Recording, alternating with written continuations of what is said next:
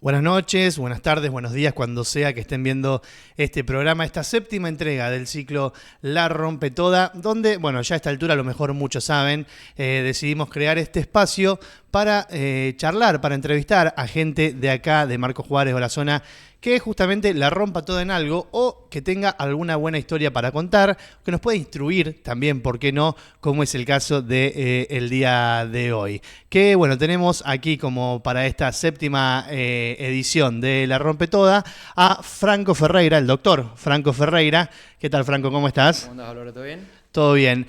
Bueno, porque no nos podemos aislar, digamos, de lo que está pasando en cada punto del país con lo que dejaron las elecciones primarias. Y bueno, las repercusiones de la victoria de La Libertad Avanza, de Milei, en gran parte del país. Y por eso es que creímos interesante invitar a Franco, a quien conozco, tengo la fortuna de conocerlo anteriormente, y sé que es alguien que coincide, que tiene esta idea liberal, libertaria, ahora le voy a preguntar bien para ser más preciso en la definición, desde hace muchos años, incluso desde mucho antes que comience este fenómeno Milei y este renacimiento, se puede decir, de los liberales o de los libertarios aquí en nuestro país. Por eso es que lo invitamos acá en el piso para conocer su historia y también para que nos cuente y podamos charlar sobre las ideas, sobre las propuestas incluso que tiene. Vamos a dejar claro, él no es un representante de La Libertad Avanza, no está dentro del partido, ni mucho menos, pero sí una persona que tiene esta ideología desde hace mucho tiempo, que ha leído mucho, que sabe mucho sobre el tema, y por eso creo que es interesante para compartir con él en esta charla. Franco, ¿cómo estás? ¿Todo bien? Todo bien, Álvaro. Bueno, muchísimas gracias por la presentación. Me parece que no merezco tanto, pero bueno, se ve que tantos viajes a Córdoba juntos, compartiendo un mismo auto, han tenido su fruto, ¿no? Sí, viajes, partido de fútbol, campeonato de pádel, fútbol, las chinches. Siempre encontramos un agujerito ahí para charlar sobre temas vamos a llamar, de política, de interés, ahora sobre todo de interés general más que nunca. Pero bueno, Franco, primero, antes que nada, porque la idea de este programa es charlar tranquilo, compartiendo un vino, ¿por qué no? Y de la mano de la gente de Binomio, en este caso, nos invitan con un Gauchesco Plata, Gran Reserva, ¿sí? Lo vamos a probar. Un vino mendocino. Así que sé que te gusta. Gran consumidor de las cosas de ahí, de los chicos de Binomio. ¿Ah, sí? Sí. ¿Cliente asiduo? Sí. Le mandamos un saludo a Juanpi y a Seba. Bueno, ahí estamos. Suyo. Muchísimas gracias. Vamos a brindar primero. Vamos a brindar. Bien. Bueno, ojalá. Estuve la posibilidad de ver los programas anteriores. Esto a lo mejor puede llegar a ser un poco más aburrido. Esperemos que estemos a la altura, ¿no? Yo no creo que sea aburrido, ¿eh? Te digo por qué. Porque creo que hoy en día a mucha gente se le ha despertado la duda. Creo que un gran avance por ahí que pueden haber hecho La Libertad Avanza, digamos, en este resultado, más allá del resultado en sí, es inyectar el bichito de la duda sobre, bueno, a ver, vamos a escuchar de qué se trata esto, porque hoy en día los números marcan que es quien más posibilidades tiene de ser presidente a partir del 10 de diciembre. Entonces, bueno, vamos a conocer un poco más de qué se trata. Yo decía, vos traés estas ideas de mucho antes. ¿Cómo empezaste? ¿Cómo fue tu inicio? Y primero, ¿es en la idea liberal o libertaria? Bueno, ahí vamos a empezar por la última Dale. pregunta. ¿Por qué libertario y no liberal? Sí. En verdad, el término libertario es un término proveniente de Estados Unidos, más que nada, porque en Estados Unidos, década del 60 aproximadamente, empezaron a utilizar el término liberal gente o corrientes o movimientos sociales más tendidos a la izquierda, ¿sí? Entonces, los liberales clásicos de Estados Unidos, o que tenían, para tratar de diferenciarse de esa nueva corriente que se había formado, estoy hablando en términos generales, ¿no? Sí. Sin hechos puntuales. Cambió o rotó para diferenciarse de esos nuevos movimientos y creó el término libertario, ¿sí? Un libertario es muy similar a lo que nosotros acá en Argentina conocemos como un liberal, ¿no? En inglés es libertarian. Claro, en libertarian, sí. Lo que sería un liberal en Estados Unidos es más cercano acá a lo que sería un socialdemócrata, lo que entendemos nosotros como un socialdemócrata. Bien. Eso es para aclarar. Y con respecto a cómo nació, la verdad, viste que es muy difícil determinar un tiempo preciso. Yo recuerdo cuando en la secundaria, en sexto año, había una materia que nos enseñaban a hacer una monografía, ¿sí? La profesora Pochettino, me acuerdo que era. Ella se encargaba de lo que era la estructura de una monografía y te enseñaba cómo hacer una monografía. Y en esa época yo ya me gustaba leer de política y economía, y bueno, yo ya tenía más o menos como algunos autores que me gustaban más, argentinos como por ejemplo Marcos Aguinis o Roberto Kachanowski en la cuestión más económica. Y bueno, hice una monografía que vinculaba o trataba de buscar o de describir, más que buscar porque uno es muy chico para esa época, cuál eran la vinculación entre la república y la democracia, los límites de las mayorías o de los gobiernos, etcétera. Yo creo que ahí marcó como un inicio para mí. Y en esa época, hablando año 2007. 2007, exactamente. En esa época, imagínate, pleno kirchnerismo, con una mejora económica con respecto a lo que venía del 2001-2002, terrible, pero yo a lo mejor leí algunos autores y a lo mejor percibía que había algunas cosas que no las veía bien, entonces lo traté de expresar en una monografía, obviamente para lo que es un chico de secundaria, ¿no? Uh-huh. No por despreciar en absoluto, pero los conocimientos después políticos o de algunas cuestiones económicas lo va adquiriendo con el tiempo, ¿no? En esa época tenía 17 años, claro. 16, 17 años.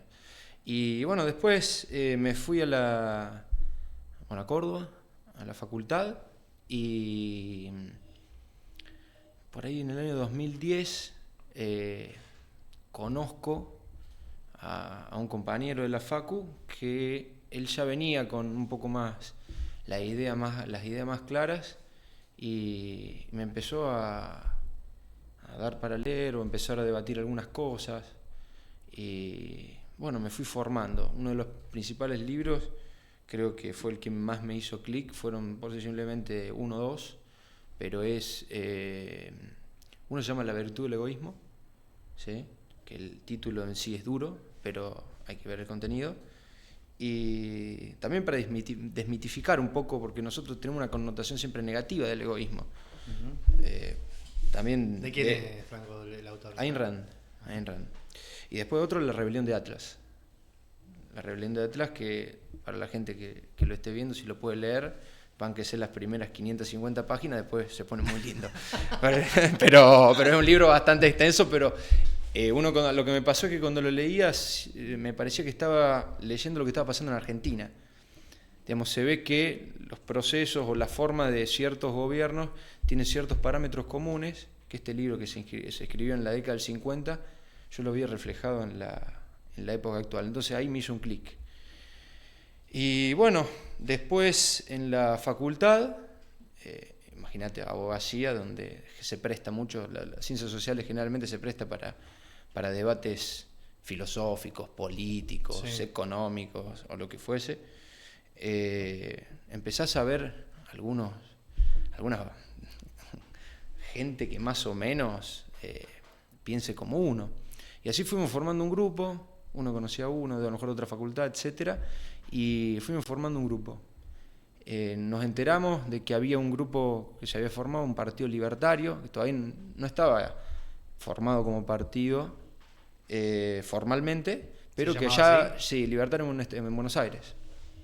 Y nosotros tratamos de formar el grupo en Córdoba. Éramos un grupo, imagínate, éramos las ovejas negras en esa época, ¿sí? Porque lo que pasaba en esa época, lo que yo veía, eras kirchnerista o antikirchnerista. No No había una discusión de fondo, lo que veían, no había mucha discusión de fondo, sino de forma y decir, mirá, básicamente yo tengo una propuesta de administrar mejor que el kirchnerismo, nada más. Los que hablan de kirchneristas. Los kirchneristas decían, che, nosotros estamos administrando. No veía mucho de fondo y tampoco me sentí identificado con el antikirchnerismo, por más que no era kirchnerista. Estamos como algo raro, porque notaba en cierta manera que los antikirchneristas tenían, si se quiere, principios o prácticas que tampoco me gustaban. Y bueno, formamos este grupo, tratamos de darle, digamos, más publicidad dentro de la facultad, nos incorporábamos a debates, hemos ido hasta, perdón, se puede decir, pero la marcha de la prostituta, la marcha de las putas. ¿Te acordás cuando lo prohibió la actividad de la prostitución de la Sota? Nosotros entendíamos que a lo mejor no, digamos, cada uno tiene derecho a hacer con su cuerpo lo que quiere. Entonces nosotros estábamos ahí en medio, imagínate, el Partido Obrero. Y, ¿viste? No entendían nada, vamos a ser sinceros. Hay puntos de encuentro. Sí, bueno, pero a lo que voy es esto, que hay veces que los principios trascienden la connotación que puede llegar a tener uno sobre ciertas cosas. Y bueno, sí, hemos tenido un montón de debates. Imagínate, a mí me ha pasado personalmente en un montón de materias de abogacía, filosofía y demás. Nos inscribíamos en materias opcionales que sabíamos cuál era la bajada de línea o los autores que ya veían. ¿Me entendés? Entonces, por ejemplo, había una materia que era todo, prácticamente veíamos todo Foucault. Entonces, nos metíamos ahí, íbamos a debatir con los profesores. Estaba bueno, estaba muy bueno, la verdad. Entre esa gente, ese grupo que se formó, generalmente el lugar de encuentro era mi casa, era mi departamento donde vivía en Córdoba. Departamento chiquito, pero éramos poquitos. Y había gente que hoy por hoy... ¿El del Obispo Oro? No, empezamos en La Ilia, yo viví en La Ilia. Estoy hablando año 2010, 2011, empezamos más o menos. Y entre ese grupo había gente que hoy, por ejemplo, hay uno que más se destacó de todos, creo, que es Agustín Laje. ¿Entendés? ¿Estaba en ese grupo? Exactamente, Agustín, era algo muy lindo porque debatíamos entre nosotros también, ¿no? Y también proponíamos hacer cosas. ¿Y debatían porque si todos pensaban más o menos igual? No. No, el liberalismo, tenés temas que son muy, muy sensibles. Hay temas que trascienden a lo mejor una misma ideología, hay veces, ¿no? Como por ejemplo el tema del aborto. Vos vas a tener un toque así de libros de liberales que son pro aborto y un toque así que son anti aborto, por ejemplo. ¿Me entendés? Uno te va a decir, che, esos no son liberales, los otros no son liberales. Claro. Es la típica, me parece que hoy ya no. Digamos, hay temas que son lindos debatirlos con fundamentos, pero que tampoco hacen a la actualidad, me parece. Hay cosas mucho más importantes. Después, te vuelvo al tema del grupo de Córdoba. Hay otros chicos que he perdido un poco de contacto, pero sé que tienen medios de comunicación, o hoy son dueños de medios de comunicación en otras provincias, y hay otros que bueno se han destacado por otro lado. En el ambiente económico, hay uno principalmente que hoy es, digamos, una persona muy conocida en lo que es Twitter como consultor económico, etcétera. Y bueno, de ese grupo lo que pasó es que había un grupo más conservador y otro, como era yo, que era más libertario, si se quiere. Cuando decís conservador, ¿te referís, por ejemplo, a eso, a las ideas de... Porque entiendo, no en lo económico, sino más en lo social, si se quiere? Sí, el tema es que el conservador muchas veces es menos capitalista que el libertario, ¿no? Pero más que no en los temas sociales, ¿no? Por ejemplo... el tema de la prostitución fue uno. Entonces empezaron a haber como bastantes cruces y también estaba en una época donde, como te decía, eras kirchnerista o antikirchnerista, ¿me entendés? No había mucho intermedio. Y es más, Cristina, si mal no recuerdo, en el 2011 sacó el 54% de los votos para la reelección. Estoy mirando a los chicos de cámara. 54,6 creo. Sí. Entonces el país está dividido a la mitad. Y entonces ese otro grupo, si se quiere un poco más conservador, dijo, che, nosotros tenemos que empezar a meternos un poco, pero digamos, siguiendo en una mesa no podemos, entonces se fueron para el PRO. ¿Me entendés? El otro grupo, también un compañero amigo, había un chico que era Martín Carranza Torres. Ah, que el que no vino acá, o el padre. El padre el que vino acá para las elecciones. Exactamente. El padre, nos juntamos un montón de veces a comer asado en la casa porque él era cordobés, tenía asador, tenía patio, claro. Entonces íbamos a comer asado ahí. Y el padre se ve que nos vio con muchas ganas, etcétera. Y el padre ya había estado en política y no sé, ahora no recuerdo bien, pero llegó de repente como un partido que, si bien tenía un sello partidario, estaba como una carcasa, que era el Partido Republicano, si mal no sé. El presidente del Partido Republicano, que era una persona ya de avanzada edad, dice, bueno, miren chicos, yo les dejo el partido, pero no me cambien el nombre de republicano, déjenmelo. Entonces, el partido, hicimos un cambio de denominación, yo después ya dejé, pero empezó Liberal Republicano. Hoy ese partido está dentro de la estructura de Juntos por el Cambio en Córdoba, ¿sí? De la rama de, si se quiere, López Murphy. Claro. Sí, Carranza Torres, es más, fue precandidato a gobernador o candidato a gobernador, en esta elección o la anterior. Pero él, dentro de la alianza de partidos, él representa al Liberal Republicano. Exactamente. Exactamente.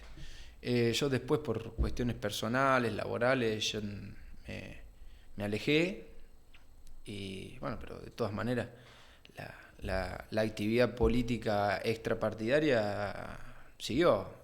Cada oportunidad que tengo para debatir. Es una frase del kirchnerismo, difundir es la tarea. Difundir es la tarea, difundir es la tarea. Sí, el otro día estábamos en una discusión y dice, bueno, si total acá la típica frase, acá no vamos a lograr nada. Y yo me remonto cuando éramos 12 gatos locos en un departamento de Nueva Córdoba de 50 metros cuadrados y éramos las ovejas negras. Y vos decís, hoy el 30% de la población votó eso. No, creo que no merezco nada del 30%, ni yo ni todos los que estamos, pero lo mejor ha movido. Sí, es que justamente eso es lo que creo que te trajo hoy acá, ¿me entendés? Es decir, vamos a contarle a la gente. Con Franco hemos compartido viajes en aquel entonces, cuando él estaba en Córdoba, jugábamos al fútbol juntos, y entonces el fin de semana él tenía el auto, entonces yo me colaba, me metía ahí para que me traiga.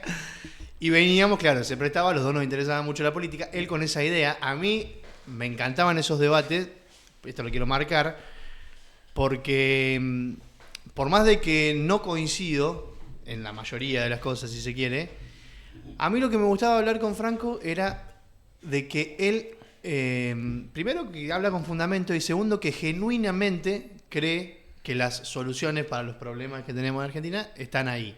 No es alguien que elige esas ideas por contraposición, como vos decías, el antikirchnerismo, lo que son anti algo, sino que vos genuinamente creés que la solución está ahí. Entonces, eso es lo que a mí me gustaba debatir con vos. Vamos a contar la anécdota. Veníamos viajando en un debate caluroso y venía otro amigo atrás y en un momento salta así, desaparece la cabecita entre medio de los dos y dice, Franco, ¿podés acelerar que hace 50 kilómetros vamos a 60, no llegamos más? Sí, me compenetraba bastante en las charlas. Ese amigo, me acuerdo, me cago de risa ahora, pero veníamos a 60 por la autopista, un desastre. Pero bueno, entonces, ya habiendo contado un poco el contexto, ¿qué pasó en tu interior, en tu cabeza, y si conocés también dentro de los espacios a los que vos perteneciste, cuando aparece Milei? Mirá, justamente el otro día hablando con alguien, generalmente el liberal es una ideología, si se quiere, antipersonalista. Entonces, hay muchos liberales que hoy les llama la atención o que no les gusta mucho la figura de Milei porque justamente es muy personalista. Vamos, hay que ser sinceros. De hecho, los resultados electorales mostraron eso también. Digamos que Sí, cuando supuesto. fue con otros candidatos en las provincias, en las provinciales, no sacó ni... Por supuesto, sí. Salvo en San Luis. Sí, sí, obvio. Y mirá, a mí lo que me pasó, una experiencia personal, es que al estar dentro de este círculo de liberales, he tenido la posibilidad de ir a un montón de convenciones o debates donde va gente del ambiente muy grosa. Por ejemplo, José María Aznar, expresidente de España, vino acá a Rosario, yo tuve la posibilidad de conocerlo. Saco una foto nomás, ¿no? Obviamente. Vargas Llosa, nacionales, yo qué sé, siempre lo cita Milei, Venegas Lynch. Son personas que ideológicamente, a mi criterio, y discursivamente son impecables. Uh-huh. ¿Sí? El tema es que lo que veía es que, perdón lo que voy a decir, pero era una orgía intelectual terrible, digamos. Todos agarraban, pasaban, el moderador era liberal, el debatido era liberal, el otro que pasaba era liberal y opinaban lo mismo. Todos se segmentaban un poco y todos se alababan entre ellos, entonces parecía perdón la expresión, pero parecía una orgía de pensamiento, ¿viste? Claro, eso es un Entonces, poco lo que te preguntaba yo antes de si se daban los debates, porque cuando vamos y todos pensamos lo mismo, no queda mucho... hay algunos debates así, ¿viste? Con respecto a algunas cosas muy finas, ¿viste?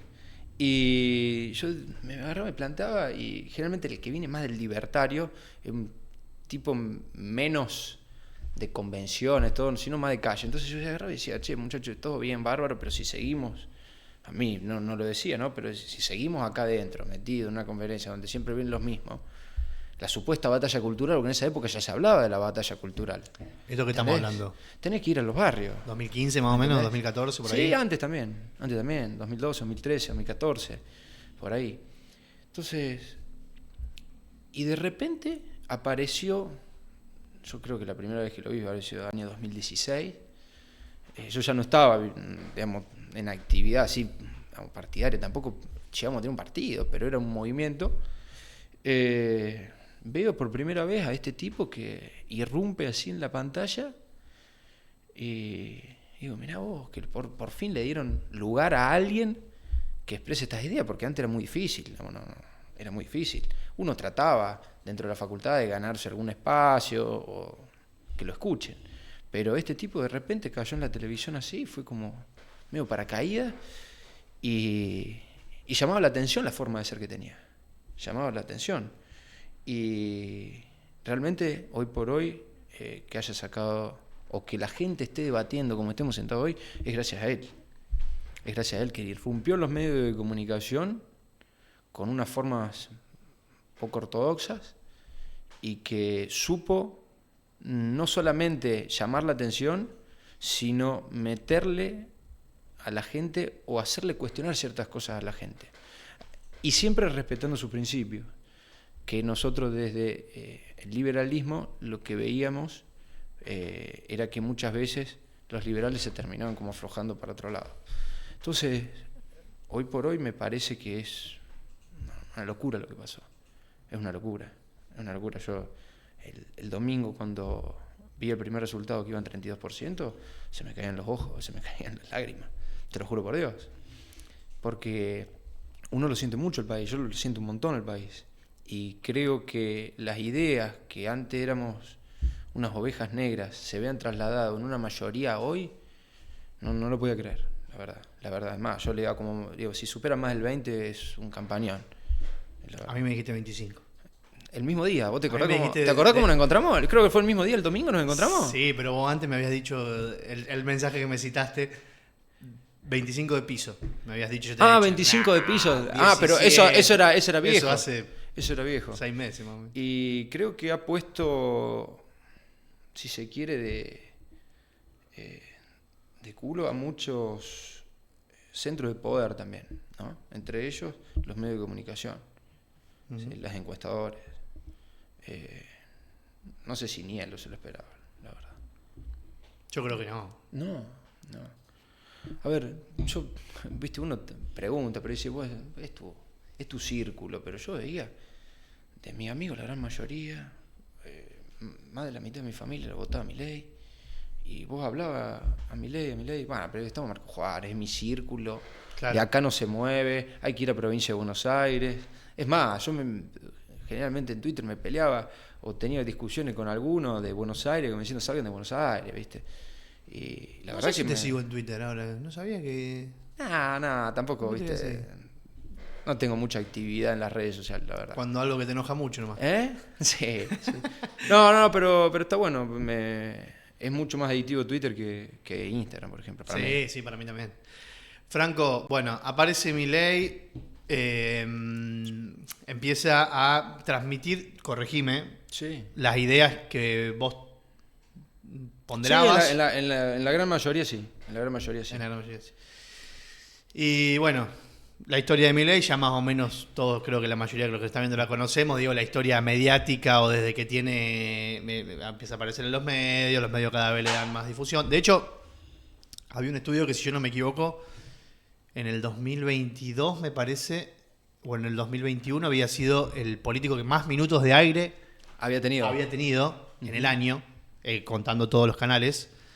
Porque una persona barra personaje, déjame, desde el respeto lo digo, Sí, pero obvio. tiene muchas características de personaje. El pelo, sus formas, también ni hablar las cosas que decía. Y bueno, si te parece, vamos a adentrarnos en eso. Sí. En cuanto, o sea, vos, ¿cuál crees que es si crees que es una propuesta la que atrajo o sedujo a la gente? Mira, antes de ir concretamente a eso, llama la atención cómo de repente una persona que te dice, che, mira, el mejor ministro de Economía fue Cavallo, ¿me entendés?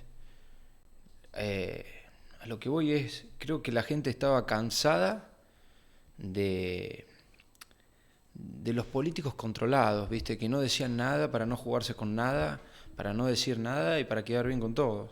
De repente cayó un tipo que te dice, mira, vamos a quemar o prender, bueno, obviamente, alegóricamente, el Banco Central, y la gente lo votó, ¿entendés?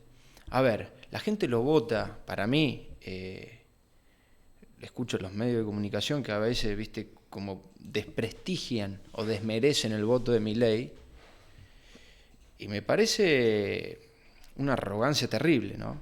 Desprestigiar de esa manera al voto.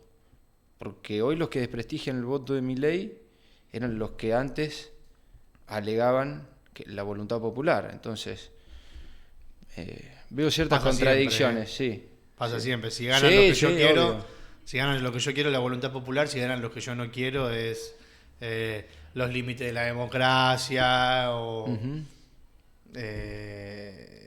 ¿Cómo era que se decía en una época? La seguridad jurídica. Exactamente. No, sí, que son conceptos que pueden llegar a existir, etcétera, pero que hay un tipo que rompió con todo eso. Y creo que hizo que el resto de los partidos, hasta la misma oposición, se vean como absurdos en algunas cosas. ¿Me entendés? Eso es lo que yo creo. Ahora, vos me decís, ¿cómo hizo para arrastrar tantos votos? Yo creo que llegó a penetrar en la gente, gracias a Dios tuvo la posibilidad en los medios de comunicación, por más que le han dado con todo, de fundamentar, y creo que la gente lo pudo escuchar. Y creo que las formas que él utilizó era justamente para que la gente lo escuche. ¿Me entendés? ¿Vos creés que estaba...? No sé si armado. Yo lo que veo no lo conozco, pero toda la gente que habla dice que el tipo es así en la vida. A lo mejor no lo hizo así, pero eso ayudó a que la gente lo escuche, y que hoy estemos debatiendo si dolarizamos o no la economía, ¿entendés? Antes, que hace 5 años atrás, era impensado. Bueno. Dolarizamos la economía, como te puedo decir, estemos pensando si la educación, o reformar el sistema educativo, el sistema político, el sistema de salud y un montón de cosas, ¿no? ¿Por cuál querés empezar? Por cualquiera. Por cualquiera. Que esto se transforme en el Yo fiesta. Igual lo que quiero. Que esto se transforme en el fiestita gris volviendo de Negro, Córdoba. negro, fiesta negro. Era. Volviendo de Córdoba y. Fumando cigarrillo armado. Con la ventanilla abierta. Vidrio bajo. Frío.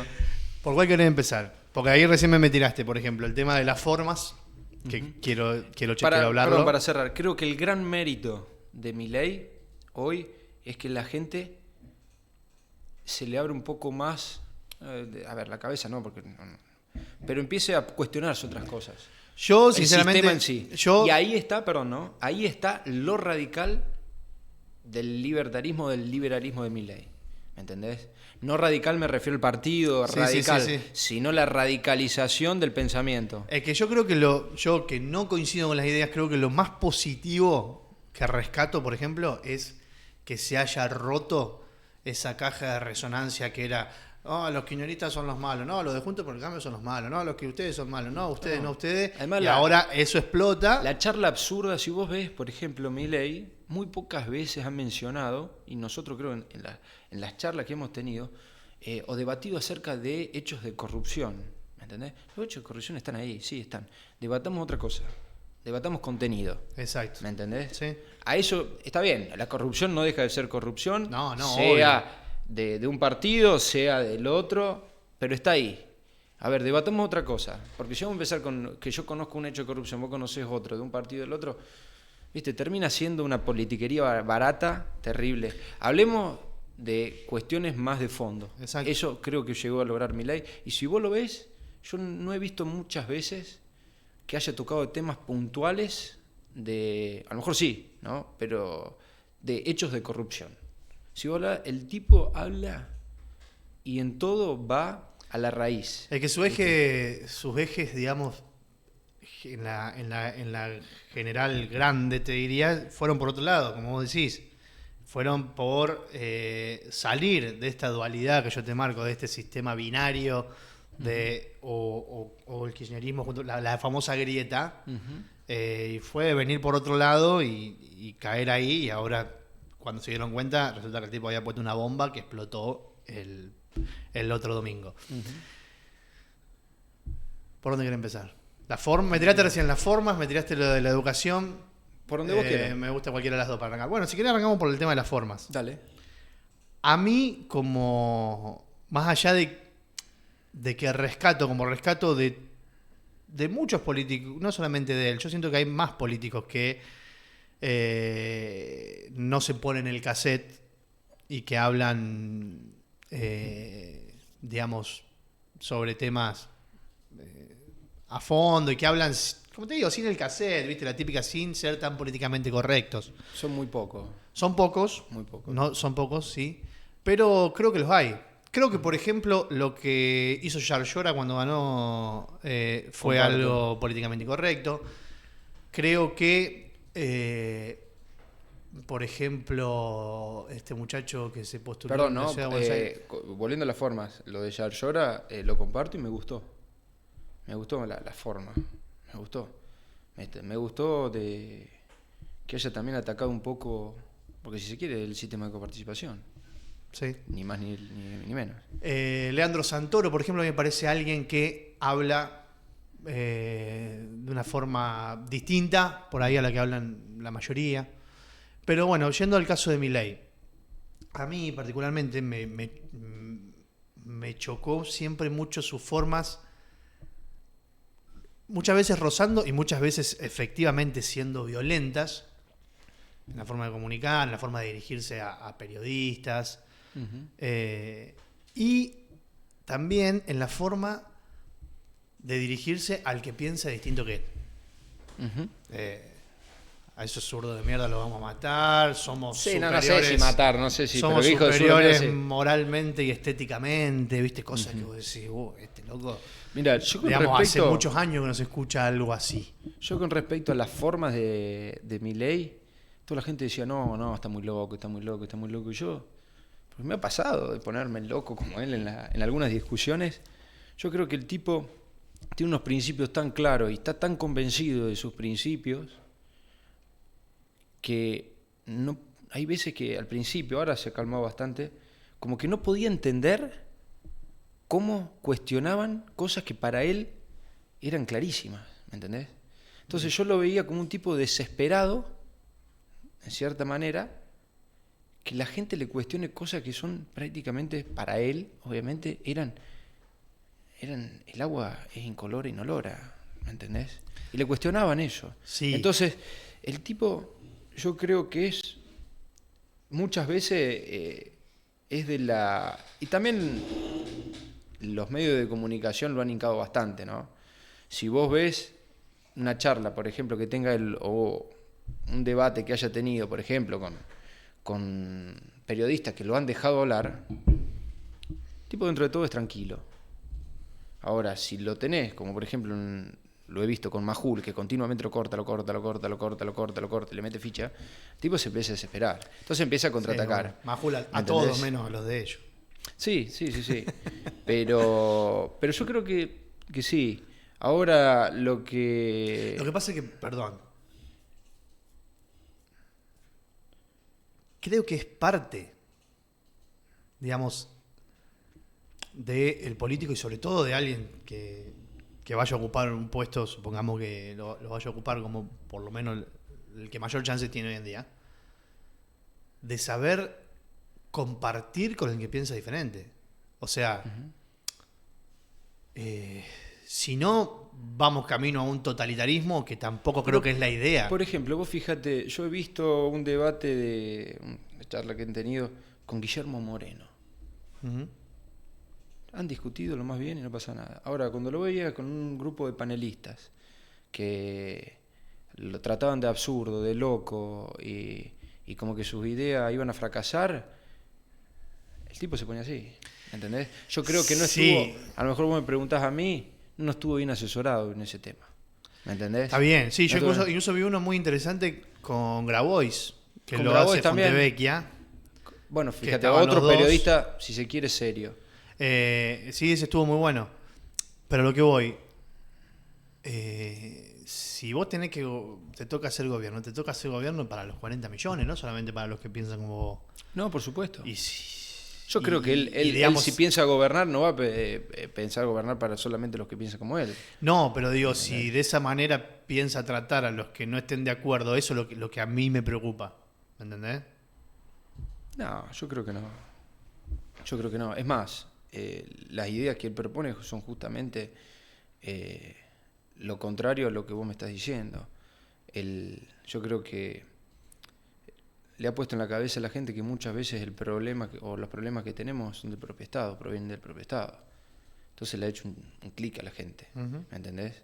Y como él tanto dice que es liberal y define el liberalismo, yo creo que lo que tiende el liberalismo, y creo que Milei también, obviamente, es a establecer un sistema de gobierno en el cual no intervenga en las relaciones interpersonales de las personas, ¿me entendés? Uh-huh. En la libertad de las personas, en el individuo, como si.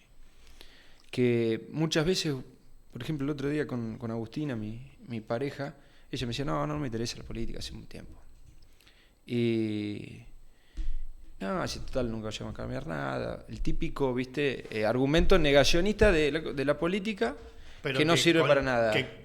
Entonces yo le dice, lamentablemente uno se tiene que ir y tratar de tocar un tema sensible para que se dé cuenta la persona con la que tenés hasta dónde llega el gobierno o unas decisiones gubernamentales en tu vida personal. Uh-huh. Entonces le dije, mirá, le digo, ¿vos te acordás cuánto ganabas, por ejemplo, en el año 2017? Y ganaba tanto. Obviamente uno lo trata de pasar a una moneda estable y hoy a lo mejor el mismo sueldo era la mitad. Entonces le digo, vos estás trabajando a la misma hora, en la misma clase, vos entendés que tu trabajo de la similar calidad era similar calidad de la que tenías antes, sí. ¿Y por qué ganas la mitad? Sí, es que creo que en los problemas estamos todos más o menos de acuerdo. El problema o el debate surge al momento de decir cuál es la solución. ¿Me entendés? Sí, o cuál es la causa primero, ¿no? De los problemas. Sí, bueno, pero yo creo. Lo que pasa es que las causas después es siempre hay algo más allá, o sea, porque siempre depende de dónde pones la unidad de medida. ¿Me entendés? ¿Qué tomás de referencia? Sí, acá, a ver, por ejemplo, ¿no? El tema que te estoy diciendo, y hoy que creo que uno de los principales temas que más preocupa a todo el mundo es el tema de la inflación. Sí. Y la inflación, Milei sostiene, y yo lo comparto, que es en todo momento un fenómeno monetario. Y por ejemplo, hay algo bueno también de ahí, que un candidato a vicepresidente de una lista opositora decía, impriman, total, la emisión no va a causar inflación. ¿Entendés? Entonces creo que lo que ha logrado Milei es decir, miren muchachos, tanto el kirchnerismo como la oposición comparten la mayoría de los principios. ¿Entendés? Uh-huh. Morales, por ejemplo, fue el que lo dijo, lo podemos googlear en todos lados. Entonces, escúchame, primero identifiquemos cuál es la causa. Bueno, pero en ese sentido, la solución que viene a ofrecer Milei es el tema de la dolarización. Yo creo que la dolarización en sí no es una solución a la economía. Está claro, ¿no? Yo creo que ninguna... la inflación puede llegar a ser. El tema es que a lo mejor vos dependés también de la moneda de otro país, ¿no? Ahora sí, vos me decís, yo creo que es una solución drástica a algo muy severo. ¿Me entendés? Vos me decís, che, lo bueno sería que nosotros tengamos los pesos y que no andemos corriendo con inflación o en 100 años hayan destruido 5 signos monetarios. ¿Me entendés? Porque la han destruido.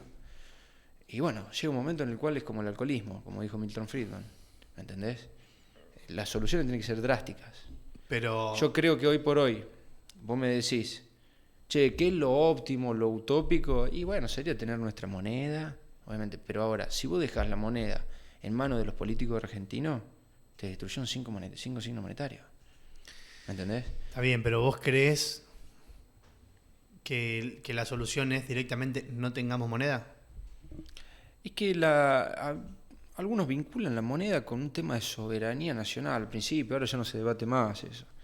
Y la moneda es una creación del sector privado. No es la moneda una creación del sector público. Es más, se viene algo mucho más interesante a mi criterio, que hace muchos años que lo vengo diciendo, mis amigos de la facu se van a reír, los del posgrado también, con el tema de las monedas digitales, la descentralización de las monedas digitales y la imposibilidad de control por parte del Estado. ¿Me entendés? Sí, pero... Yo lo que voy es que tener una moneda propia o tener libertad para elegir otra moneda, porque él habla de dolarización, pero la dolarización en sentido es para darle una estructura, creo yo, de decir, bueno, nos guiamos o ponemos el curso legal a tal moneda. Nada más. Pero tener la posibilidad de que la gente ahorre en otra moneda o utilice otra moneda para intercambiar no me parece para nada malo. Bien, ahora voy a usar una frase que usé muchas veces arriba del Fiesta. En la teoría está bueno. Por lo menos, qué sé yo, es una opción. Uh-huh. En la práctica, hoy en día, si hoy tuviese que el Estado, con los dólares disponibles o con el cuadro de panorama que tiene hoy en día, uh-huh, para poder dolarizar, se habla de que se tiene que devaluar el peso un 700, 800%, 750% para poder hacer frente, digamos.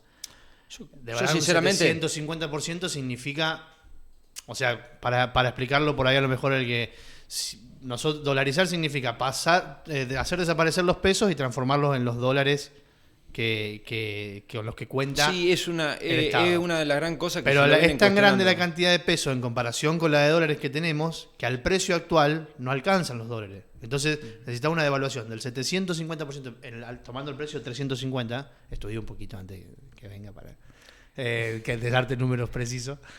A precio de 350, que es el que va a estar hasta 350, 360, que es el que va a estar hasta octubre, estamos hablando de una devaluación de 750%. Que una devaluación de 750% significa que el sueldo se te disminuya 7 veces y media. Mira, para empezar a separar un poco lo que vos me decís, está bien, es un tema que me parece que se tienen que ocupar más los economistas que yo, que vos, entender algo muy técnico. Pero voy a empezar por algo más general, que es decir, mira, tuvimos desde la creación del Banco Central hasta ahora 5 monedas. El peso prácticamente está destruido. La gente no quiere tener peso, nadie ahorra en pesos y toda la gente está sacando el plazo fijo. Por más que eleven las tasas porque ya no le cree más nadie. Si vos seguís haciendo lo que venís haciendo, vas a seguir consiguiendo lo que venís consiguiendo. Ahora, Supongamos que lo que vos me decís con respecto a la devaluación de un 700%, ¿no? sea real, lo cual después lo voy a cuestionar. Supongamos que sea real. Los pesos siguen estando en la calle, ¿no? Es como meter la basura abajo de una alfombra, y cada vez va a ser mayor hasta que la alfombra no va a llegar a tapar la basura y se va a empezar a desparramar por todos lados. Está bien, Franco, pero las consecuencias de una devaluación de un 700% de No, pero ahí vamos a otra cosa. Hoy por hoy vos tenés un precio de dólar oficial al cual casi nadie accede. Cuestionable. Sí, casi nadie accede, vamos a decir la verdad. Creo que vos no podés acceder, los chicos de acá tampoco. Yo no puedo acceder, lo único que pueden acceder son los importadores que tienen que esperar que le den una venia de parte del gobierno para que le den el ok para poder hacer una transferencia, lo cual me parece, obviamente, en términos de lo que es una libertad económica, pésimo. Pero vos tenés un dólar paralelo que hoy está en 720 pesos más o menos, 725, ¿entendés? Es un dólar que es ilegal. Y está a 725. ¿Vos realmente te pensás que va a haber una devaluación de 7 veces más, el dólar se va a ir a 4.000 pesos? Yo la verdad que no. El problema que hay es que aproximadamente el problema son las LELIQs. Pero eso es matemático, Franco. ¿De dónde van a sacar los dólares para responder a los pesos que están en la calle? Bueno, ahí empezás con otro tema. El problema no es por los pesos en la calle. El problema son las LELIQs, que son 3 veces más, que son los pasivos remunerados que tiene el Estado. Ahí es otro problema. No, inclusive el problema también está en los pesos que están en la calle. Sí, a ver, te digo, es la relación de 3 a 1. Digamos, por cada peso que en la calle hay 3 pesos emitidos por LELIQs. Más o menos. Sí. Esa es la peor bomba que eso hay. estamos de acuerdo. Pero, esa es la peor bomba que hay. O sea, eso sumáselo, si querés. Por lo menos por los números que estudié hoy a la tarde, estamos hablando en precio. Hay otra cosa que hay 10.000 millones de dólares disponibles entre las distintas divisas, oro. En el Banco Central. En el Banco Central. Sí. Y a 350 pesos por dólar, la cantidad de dólares que necesitamos para responder a lo que está en la calle son 18.000 millones. O sea, ahí ya nos faltan 8.000 millones. Bueno, vos tenés en cuenta ahí solamente... Ahí sumás los 30.000 millones de las LELIQs. Nos faltan 38. Por eso es el 7 veces. Ahora vos tenés también... Vos ves los pesos que hay en la calle circulando, pero no ves los dólares que hay circulando en la calle. Es otra cosa. Y Argentina es el primer país del mundo, después de Estados Unidos, que tiene mayor tenencia de dólares físicos. ¿Entendés? Sí. ¿Cuántos dólares hay circulando en la calle? Porque vos ves los pesos, pero también hay que ver los dólares circulando en la calle. Nadie sabe. Nadie sabe, porque gracias a Dios, hay una economía en negro muy grande. Porque si no estaría la economía en negro como está hoy, la crisis sería muchísimo peor. El otro día discutía, no, ¿viste la crisis que hay? Sí, hay una crisis terrible. 40% de pobreza, hay 1 de cada 3 niños que están en indigencia, el 50% de los chicos no comen todas las comidas todos los días. Sí, pero yo la vi en el 2001 y creo que la del 2001 fue peor. Hoy por hoy, vos salís a la calle y quieras o no... Sí, hay movimiento. Hay movimiento, la gente se va de vacaciones, la gente consume, vos ves los restaurantes llenos. Fui a Buenos Aires hace poco, está todo lleno. Hay movimiento económico. Creo que es peor, es malo, obviamente, una crisis terrible que haya 40% de pobreza, pero no creo que la actividad económica esté tan retraída como estuvo en el 2001, 2002. No. ¿Entendés? Yo era chiquito, pero me acuerdo que estaba todo cerrado y la gente no tenía nada. Nadie se iba de vacaciones, no existía nada. Eso fue una crisis que fue mucho más expansiva. Ahora a lo mejor lamentablemente está afectando más a los sectores más vulnerables o pobres. Esa es la verdad. Con el tema de la dolarización, vos vas a tener a lo mejor una opinión, como tiene un montón de economistas que se escuchan, y yo a lo mejor puedo sustentarme más en la posición de otros economistas. Sí. ¿Me entendés? Yo lo que veo... a mí siempre la discusión con vos, en este caso, siempre la tuve en el sentido de no pensar... Creo que no... O sea, o que diferimos en las consecuencias más que en la medida en sí. ¿Me entendés? Lo que te digo, como esto, bueno, vos creés que no, porque también hay dólares en la calle, entonces yo creo que va a ser terrible. ¿Me entendés? Uh-huh. Creo que la diferencia nuestra me parece que radica más ahí. Por ejemplo, mira, también otra cosa. Suponete. Partiendo de la base siempre los dólares para la gente dice, ¿de dónde va a traer los dólares para importar? De los mismos dólares que va a traer para exportar. Hoy, por ejemplo, el sector agroexportador liquida su mercadería a un precio de valor oficial con retenciones, descuentos, etcétera. ¿Para qué? Para que esos dólares sirvan para financiar el sector importador, que generalmente es el lugar donde más coimas hay dentro del Estado. ¿Me entendés? Hoy para importar algo, tengo conocidos que importan, están siempre no tienen certeza de nada, si le van a liberar el pago, si no le van a liberar el pago.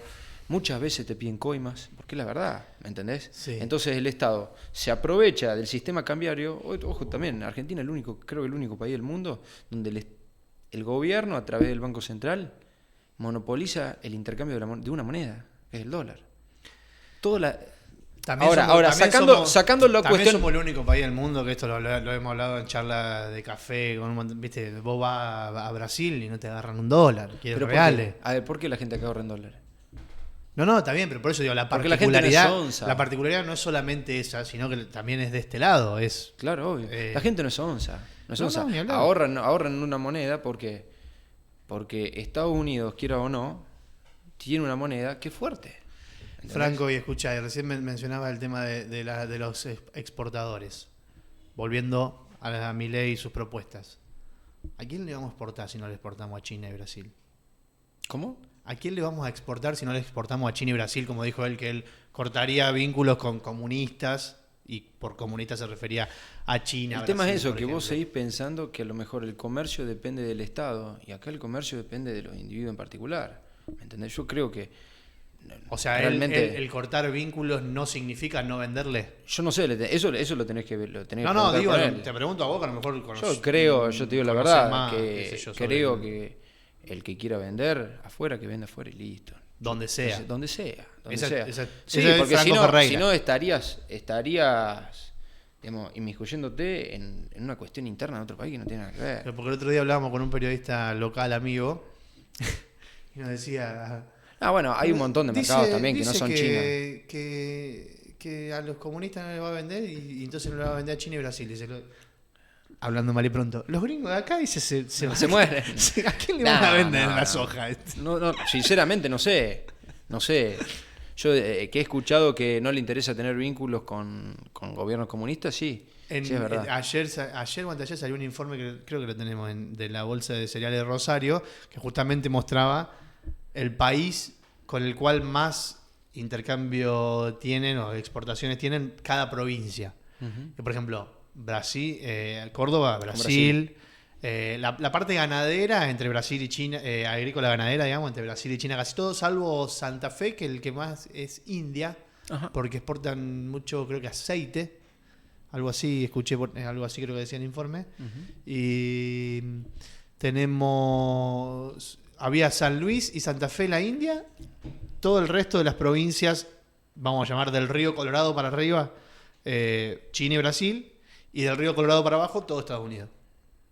No me acuerdo Tierra del Fuego, pero el resto era todo Estados Unidos. Lo teníamos ahí, no sé si lo tenía el mapa, en el link que les pasé antes.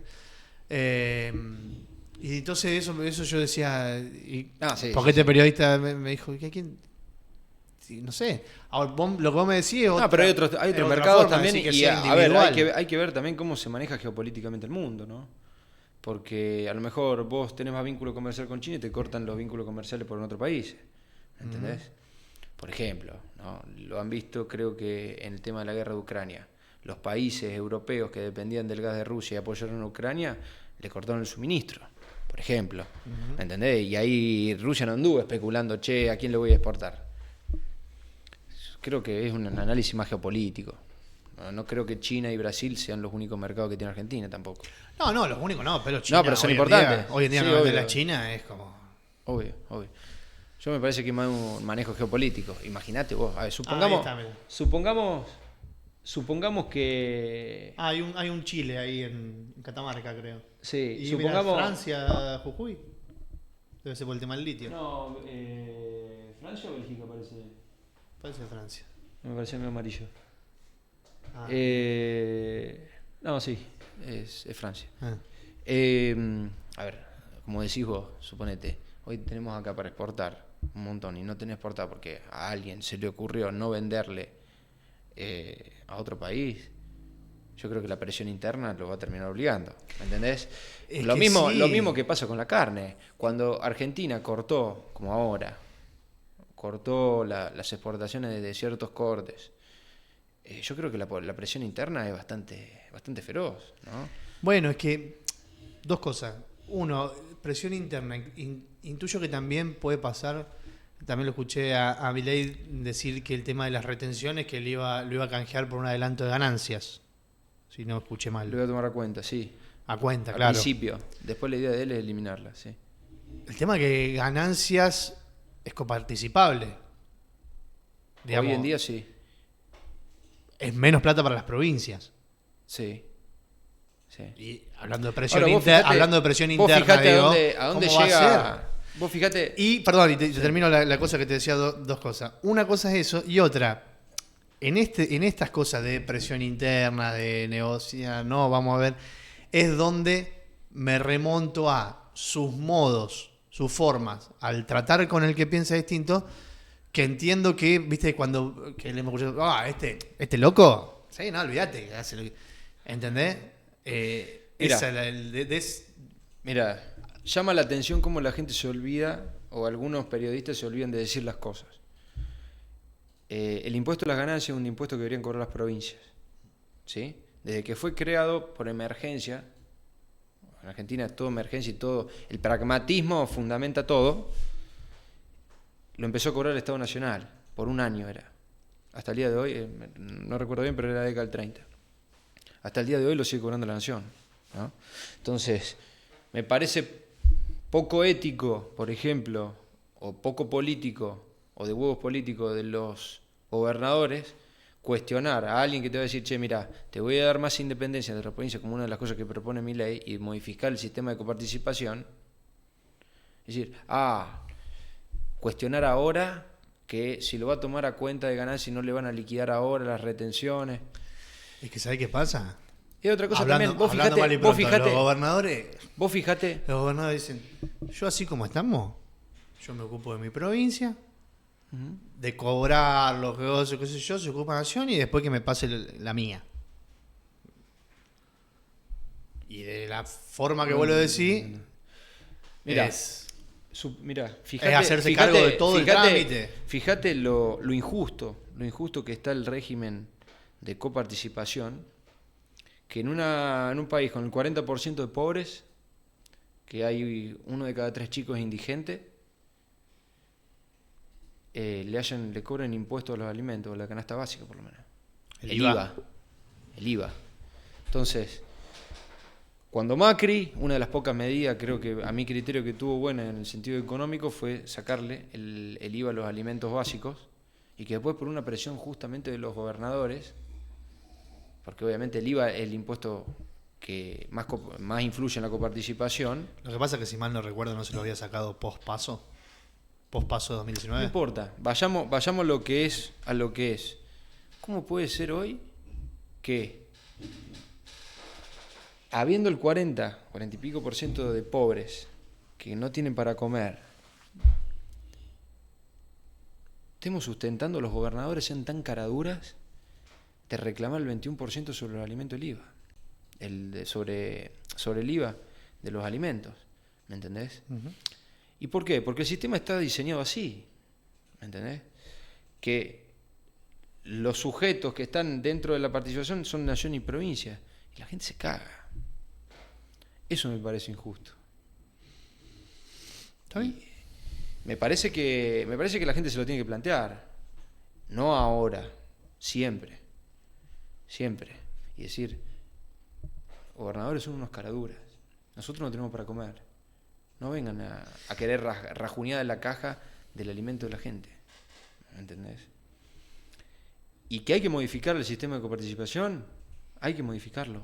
Porque hoy fue burlado de una manera total por todos los gobiernos. Sí, pero una cosa es decir modificarlo y otra cosa es decir te voy a sacar.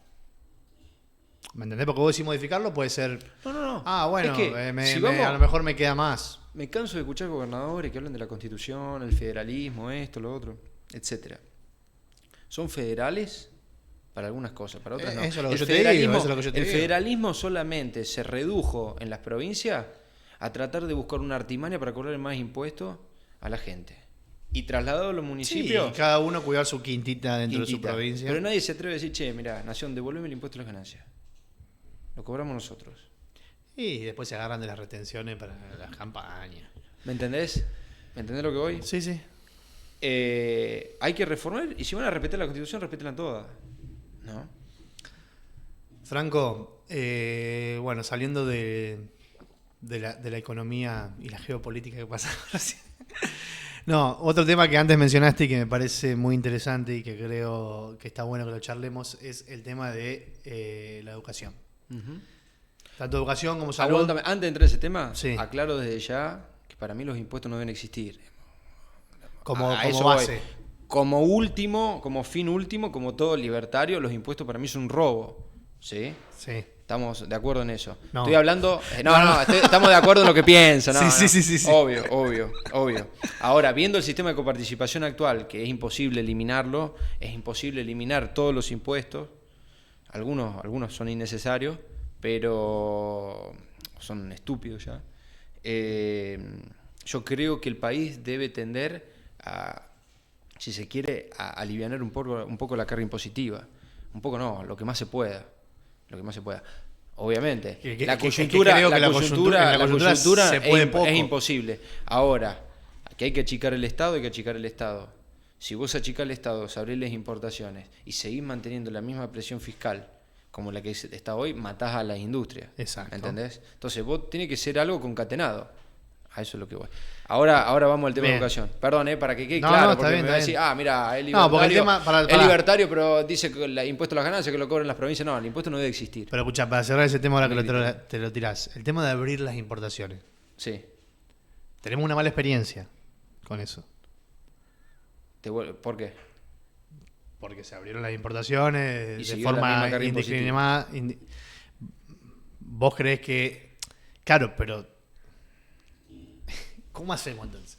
Porque vos me decís, en la coyuntura actual nos queda poco margen de maniobra para sacar impuestos. Queda, pero poco. ¿Sí? O no lo que se necesita. Bien, estamos de acuerdo. Tenemos que abrir las importaciones.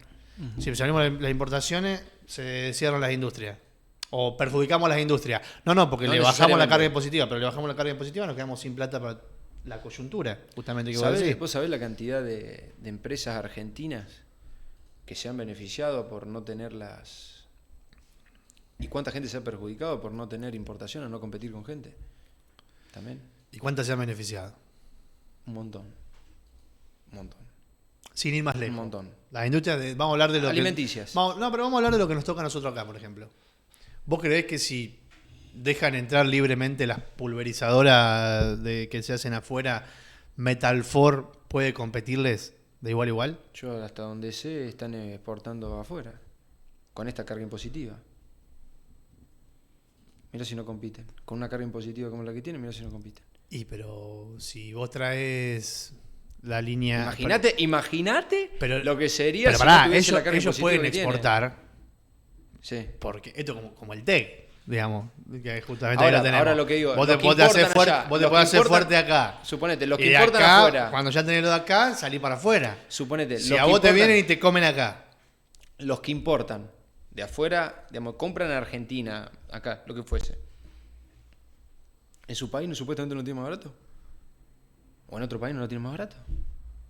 Imagínate la Argentina, el esfuerzo que hace el industrial argentino, el empresario argentino, que con la presión impositiva, las cargas sociales, las restricciones, regulaciones y todo, sigue siendo competitivo el exterior.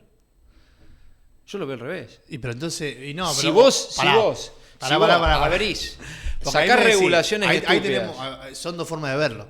Porque vos decís, No, es una sola forma. a pesar de todo eso, siguen siendo competitivos. Y yo te digo, entonces, si siguen siendo competitivos, ¿tan mal están? No, pueden ser más competitivos y producir más. Y en verdad que haya tanto desempleo que la gente gane tampoco, podría ganar mucho más porque va a ser más productiva. Pero, Franco, ¿a dónde exportan? Sinceramente, particularmente, vos, Bueno, yo supe que escucho acá que exportan. Hay muchas fábricas que exportan acá de Argentina, gracias Por a Dios. eso, pero si vos liberás las importaciones como es la propuesta, A lo que voy es lo siguiente. Vos suponete... vos tenés que competir contra las de todo el mundo. Sí, obvio. Y Argentina acá las exporta. ¿Por qué los otros que compran en Argentina no pueden comprar en otro mundo? En otro lugar del mundo. Porque el argentino sigue siendo competitivo, a lo mejor de buena calidad con respecto a los otros. Imagínate. Pero no tiene la misma capacidad de que una empresa, por ejemplo, vamos a tirar, después le ponemos el PIB, como que John Deere, por ejemplo. No tiene la misma capacidad para competirle de igual a igual. Una empresa, por más grande que sea para nosotros de acá, Metalfor.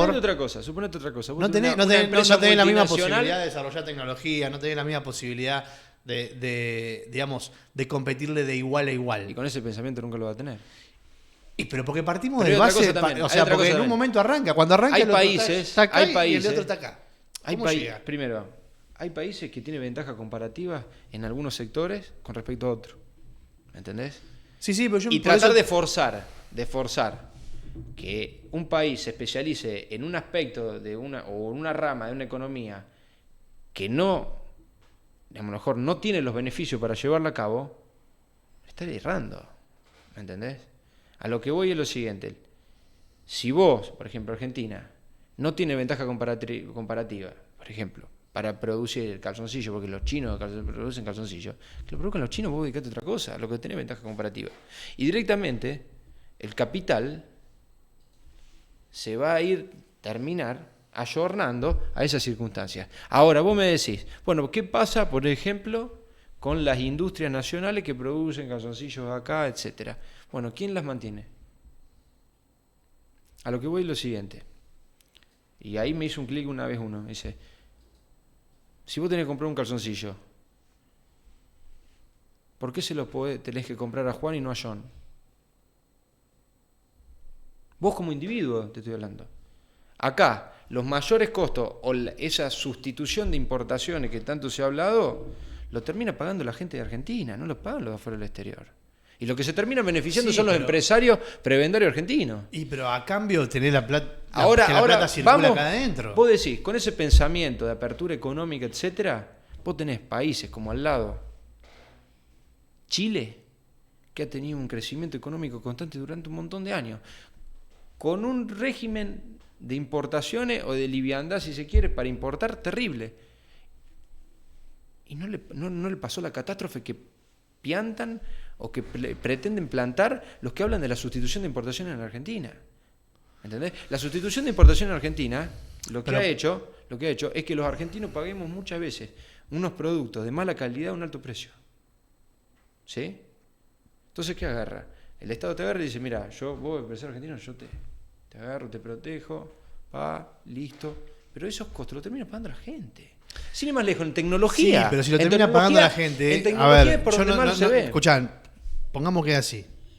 Esa plata, salvo la del empresario, pero esa plata que parte va a pagar los sueldos de los que laburan en esa empresa, va a pagar. Queda acá. ¿Me entendés? Y habla, o sea. Y sigue circulando acá adentro.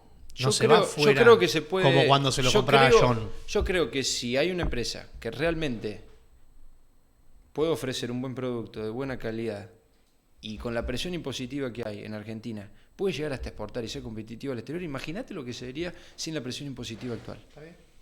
Acá el entrevistado sos vos. Acá el entrevistado sos vos. Yo no coincido en ese sentido que te decía antes. Pero no solamente la presión impositiva se dice, che, bueno, tanto porcentaje de esto, tanto porcentaje de lo otro, sino también la cantidad de marañas regulatorias que hay. No, pero digo, no coincido en lo factible. Sin ir más lejos. A la gente como yo, como vos, etcétera, no puede ser que tenemos que contratar un contador para que nos liquide o que nos actualice el monotributo. Vos fíjate, está bien, no es por el precio de los contadores, ¿no? Pero vos imaginate lo que es. Hay empresas que a lo mejor con el régimen impositivo argentino tiene que tener un contador que se encargue de la liquidación de lo que son las tasas municipales, otro contador de ingresos brutos provinciales. Y a lo mejor tiene que tener una manera positiva, y a lo mejor son agentes de retención en la municipalidad de Villa María, de Marcó Juárez, de Córdoba. Te designan de oficio, vos terminás trabajando por el Estado, contratando personal para que le liquide impuesto al Estado. Una maraña impositiva terrible. A eso se redujo el federalismo en Argentina. Bueno, ahora sí. A eso es lo que voy, que no solamente la presión es reducir impuestos, sino también quitar regulaciones, porque si no, no tiene sentido. Bien. Tema educación. Justo recién mencionabas, por ejemplo, Chile, esto de los vouchers que vienen diciendo Milei últimamente. Porque empezó Ministerio de Educación, ¿cómo es el videito? Vuela, sí, porque, adoctrinamiento. A ver, que tenga el título en ministerio. Nah, eso es decorativo. O no, ministerio. Eso es decorativo. Lo que importa es lo otro, sí. Que no sé si conocés la propuesta, si estás de acuerdo, si no, cómo lo ves justamente desde tu perspectiva. Hace mucho que yo lo vengo diciendo, creo que a vos en algunas charlas lo hemos dicho. Si vos me preguntas a mí cuál sería lo ideal, sería que todo sea privado, obviamente. Hoy por hoy, creo que el sistema de voucher, y que también lo he dicho, me parece una muy buena idea, porque le da la libertad a la gente de elegir. Elegir entre esa universidad, llámese UCA, aquella siglo XXI, o aquella que es nacional, Universidad Nacional de Córdoba. ¿Me entendés? Sí. Y que compitan. Pero escuchame una cosa. En el contenido. Los profesores, la calidad educativa. Bueno, es un sistema que en Chile lo pone Pinochet. El sistema de voucher. Sí, no, en Chile particularmente no sé. Sí. Sé que también, por ejemplo, en los países nórdicos funciona. Claro. Esa es mi discrepancia. Los países nórdicos no conozco, pero infiero que que probablemente haya menos diferencias entre las mejores y las más o por lo menos entre las más acomodadas y las más periféricas, ¿sí? De instituciones educativas. Por lo que uno lee o escucha, nunca fui ni a Suiza, Suecia, etc. Escuché, vi varios programas. En lo que respecta sobre a eso, ¿no? Chile, por lo menos lo que uno... Bueno, yo sí hice un estudio cuando estaba en la facultad sobre los estudiantes extranjeros que vivían en Córdoba. Fuimos a todas las residencias de estudiantes extranjeros que estaban en Nueva Córdoba. Uh-huh. Y por escándalo los que más habían eran chilenos. Sí, me acuerdo. Y lo que explicaban y lo que yo pude interiorizarme en estos días sobre el sistema de vouchers es que termina generando mayores diferencias que las existentes, si querés ahora, y que el problema principal que tiene es que busca, digamos, para explicar lo que supuestamente lo que plantea, corregime si me equivoco, el sistema de voucher es, yo le doy un voucher a cada estudiante para que él elija a dónde estudiar, ¿sí? Entonces, la institución va a recibir, según la cantidad de vouchers que tenga, tomando las clases en su institución. Bien. ¿Qué pasa? A vos, el costo, por ejemplo, de un docente, la hora del docente, te sale lo mismo, un costo fijo, que te sale lo mismo si hay 30 dentro del aula o si hay 5. Para vos el costo es el mismo, es una hora del docente. Entonces, querer financiar con algo variable de esa manera, un costo fijo, termina generando más diferencias. ¿Por qué? Porque la gente primero se vuelca a las instituciones. Vamos a poner ejemplo acá en Marcó Juárez. ¿Qué pasaría para mí? Una suposición. Probablemente, que incluso pasa hoy en día con las inscripciones, ahora con el CIDI creo que se modificó un poco, pero siempre las inscripciones, ¿qué pasaba? FASTA, IMI, los anotan a los chicos desde que son bebés para ver si quedan con lugar. La Rivadavia, la Mitre, Manuel Belgrano, etcétera, siempre con sobre matrícula, digamos. Siempre tienen que hacer sorteo o ese tipo de cosas antes. Ahora con el CIDI creo que lo decide el CIDI y listo. Entonces uno infiere que ¿qué va a pasar? Se van a querer anotar todos a estas escuelas, vamos a llamar del centro para poner un genérico. Y esas escuelas se van a llenar hasta la capacidad que les dé, después se van a ir anotando en las otras, y probablemente, no sé, la escuela San Martín, la escuela del Perú, la escuela Emilio Andrés, termine con mucha menos matrícula, es decir, con menos ingresos para poder bancar sus profesores y con menos ingresos, por ende, para poder bancar su institución. O sea, su edificio, todo. Entonces, ese sistema a mí, la verdad, como que no la veo. Digo, termina generando diferencias más que... Yo al contrario, porque le da la posibilidad a alguien que a lo mejor no tiene los medios económicos. Primero voy a hacer corregime si me equivoqué, impasse. aparte. No, voy a hacer un impasse antes que nada, que tiene que ver algo anterior al sistema de voucher o no voucher. Vos fuiste a la facultad, ¿no? A la universidad, Córdoba. A la Universidad Nacional, ¿me decís? Sí. No, vos fuiste de periodismo. Yo fui primero a la Nacional, después fui a un público-privado. Bueno, yo fui a la Nacional y creo que la gente que fue a la Nacional, si se quiere, no me gusta, el liberal no divide por clases sociales, pero supongamos que tengamos clases sociales, yo no conocía ni un pobre en la facultad. Ni uno. Ahora bien, ¿de dónde sale la guita para pagar las universidades? A nosotros, por más poco que sea, del impuesto de los pobres nos termina pagando las universidades. Entonces, hay que analizarlo también de ese lado. ¿Me entendés? Pero Franco, vos decís, no nosotros, ni un pobre, pero pará, ¿no conociste alguno que si no fuese porque la facultad es pública no hubiese podido ir? Estoy hablando de pobres. Por eso, ¿no? por eso. Estoy hablando de pobres. Ahí está, ponele que te lo tomo. Pobres. Pará. Pero aguantame, el escalón que sigue. Aguantame una cosa. Sí, bueno, pero es para analizarlo también. Lo planteo así. Y nosotros jugamos mucho con retórica con los zurdos, la verdad. Como diciendo, la clase social dominante se termina nutriendo de la clase social dominada. ¿Viste? Jugamos mucho con la retórica, es la verdad. Eso para plantear con respecto, dejar ahí planteado a la gente, decir, hoy, la gente que accede a la universidad nacional, supuestamente gratuita, que no lo es, obviamente, la termina subsidiando en mayor parte del pobre, porque nunca accede a ese beneficio. O es ínfimo la cantidad que hay. Es ínfimo. Que tiene la posibilidad de ir, sí, pero la verdad es que no se ven. La verdad es que no se ven. Ahí diciendo, yo creo que sí. Yo no lo veo ninguno. Yo creo que mirá que históricamente ha sido... he ido a dos facultades. Yo también. Yo fui a la de Ciencia Económica y a la de Ciencia de la Información. Bueno, yo fui a Ciencia Económica, empecé obviamente abogacía, después empecé también Ciencia Económica y no vi a nadie de que se puede decir, che, esta persona es de clase social baja. No vi ni una, pero no importa. Supongamos que alguno haya visto, ¿no? Creo que todos estamos de acuerdo en eso. Ahora, con respecto al sistema de voucher, hay que tener en cuenta una cosa, que el nivel primario y secundario depende de la provincia, de las provincias. ¿Sí? Acá creo que lo que se refiere mi ley en cierta manera va a ser al tema universitario. A mí me parece que las universidades, aún con la bajada de línea y el gran desprestigio que han sufrido durante todos estos años, sigue siendo muy buena. Y si la gente tiene posibilidad de elegir... ¿Cuál sería el desprestigio? Yo lo vi durante los años. El sistema de calidad de enseñanza con la digitalización ha disminuido un montón.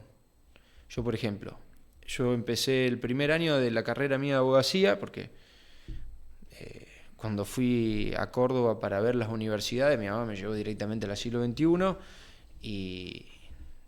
porque siempre supuestamente en la Nacional había paro. El primero lo hice en el siglo XXI y era presencial. Íbamos al frente del aeropuerto, ¿viste? Paja Blanca, al frente todos los días, campus. En bondi, etcétera. Claro, cuando me di cuenta tenía mis amigos de gente que iba a la Nacional, estudiábamos los mismos libros y teníamos hasta los mismos profesores. Entonces terminé el primer año y después me cambié. Después seguí teniendo amigos en el siglo XXI y yo veía la forma de evaluación, perdón la gente del siglo XXI, pero era de multiple choice, nada que ver con la nacional. ¿me entendés? Multiple choice, había, creo que hasta le dan los mismos resúmenes, le daban todo online, digamos, como que era muy fácil rendir, ¿me entendés? En el Nacional creo que después, bueno, me han llegado otro comentario después de la pandemia, de la digitalización, pero creo que la Universidad Nacional es muy buena y que la gente, si tiene la posibilidad de elegirla aún teniendo las universidades privadas, la va a seguir eligiendo la pública, y la pública va a tener más gente. Esa es mi forma de ver. Supongamos que estamos haciendo un análisis resultadista. Sí. Sí. Veamos antes, ¿no sería bueno que la gente tenga la opción de elegir? Yo te hago otra pregunta. ¿Por qué el pobre que sí o sí tiene que ir a la Universidad Nacional y no puede mezclarse con el rico, el cheto que va a la UCA? ¿Por qué no? No, nadie dice que no. No tiene la posibilidad. Con el voucher posiblemente lo tenga. En la tenga. Nacional sí se mezclan. Con el voucher posiblemente lo tenga. En la Nacional sí se mezclan. Sí, obvio. Pero escúchame. Yo te la pongo al revés. Imponerle el precio que pueden cobrar a las universidades. Yo nunca lo escuché eso. Pero como los vouchers, ¿cómo va a ser? ¿O le va a pagar un precio diferenciado? Vos ponele. ¿O le va a pagar más a las privadas que a las públicas? Yo creo que la privada pone su precio, porque esto es libre mercado. Y a lo mejor el voucher te sirve para pagar una parte. ¿Entendés? O sea y con eso también podés llegar a, si se quiere, no sé bien cómo es, ¿no? Bueno, por el eso. sistema de voucher que propone, mire, lo que yo he visto es que vos con el voucher, obviamente no es que decir, che, tener un año tal. Después de universidades, por ejemplo, que me ha pasado la Austral. Pero eso tienen otro precio descabellado, ¿no? Eso nadie lo dice, por ejemplo. De que no es que vos con el voucher va a ser lo mismo que podés ir a la Nacional o podés ir a la Católica, para ponerle un nombre. Vos vas a poder pagar parcialmente el sistema de voucher, parcialmente lo de la Católica, y lo mismo vas a seguir poniendo arriba. ¿Y para ir a la Católica no pagas todo vos? Por eso te digo, pero digo, hoy en día nadie lo dice. Incluso yo he tenido una conversación. No sé, yo lo estoy diciendo así. Hoy en día tenía una conversación con una amiga que contaba que hablaba con una amiga de ella que es más chica, en edad de estudiante, y decía, no, bueno, porque yo por lo menos con eso de los vouchers me voy a poder ir a Buenos Aires a la facultad que yo quiera. ¿Me entendés? Se entendía como que era, bueno, yo te doy el voucher, vos elegí la universidad como vos quieras, llévalo y presenta el voucher y entra a cursar. No. Sinceramente no sé los pormenores del sistema, cómo lo va a plantear si es que gana Milei, ¿no? Yo como lo he visto, que es una suma fija. Vos tenés una suma fija que la podés imputar, obviamente. ¿Me entendés? Y bueno, y después habría que ver también el tema porque si no, a ver, se aprovecharían las universidades, cobrarían precio altísimo, total el Estado. Bueno, es lógico. Es más, creo que lo que va a beneficiar el sistema de voucher es que haya más gente de la clase baja que no pueda acceder a que pueda acceder. Es que bueno, los amigos chilenos que nos contestaban, que la entrevistamos ahí en la facultad, justamente la crítica era esa, que no... O sea, que había generado más diferencias allá, se había puesto muy caro acceder a una educación universitaria y por eso terminaban viniendo a Argentina. No es... dentro de las residencias universitarias que había, si el porcentaje era 1 de cada 3 era chileno. Igual, imagínate los beneficios del capitalismo, te voy a decir, que las universidades van a terminar siendo prácticamente online. O gran parte van a terminar siendo online. Lo cual va a abaratar los costos y va a posibilitar que mucha gente que a lo mejor tenía ganas de estudiar pueda acceder de otra manera. ¿Me entendés? Es para hacer otra cosa. Y otra cosa que hay que plantearse es decir, ¿realmente es necesario la universidad? Y yo creo que sí. Es para plantearse. No sé, lo dejo picando ahí. Yo creo que particularmente en Argentina hay una historia vinculada. Eso no es, perdón, ¿no? Para aclarar, porque va a parecer, che, vos querés sacar la universidad. No. Como una cuestión personal de un individuo. Mucha gente lo que quiere ir a la universidad para el día de mañana poder ejercer una actividad, laburo, para poder tener dinero y... Sí, todavía en cierta manera tenemos mi hijo el doctor, mi hijo el No, pero es claro. Un poco y hoy por hoy la movilidad social, la posibilidad que te da la tecnología en sí, es que generalmente la gente de calle, o la mayor cantidad de gente que económicamente fue exitosa, no fue ni en la universidad. Entonces es algo que estamos hablando más allá de cuestiones políticas o no. Sí, después pasamos a ver si el éxito es lo económico. Ahora, si vos me decís, vos vas a la facultad, porque querés instruirte en un tema y no te importa la economía, perfecto, no, bárbaro. No solamente eso, sino que si yo te muestro los números de Boom, vos me vas a decir, ¿para qué estás haciendo eso? Es que el éxito no está en el número final del balance solamente. Es una elección individual de cada uno y son totalmente respetables. Y como también la respetable que la gente que quiere decir, che, mirá, yo quiero ser guita. Claro. ¿Entendés? ¿Por qué tanto tiempo en Argentina estuvo en la secundaria?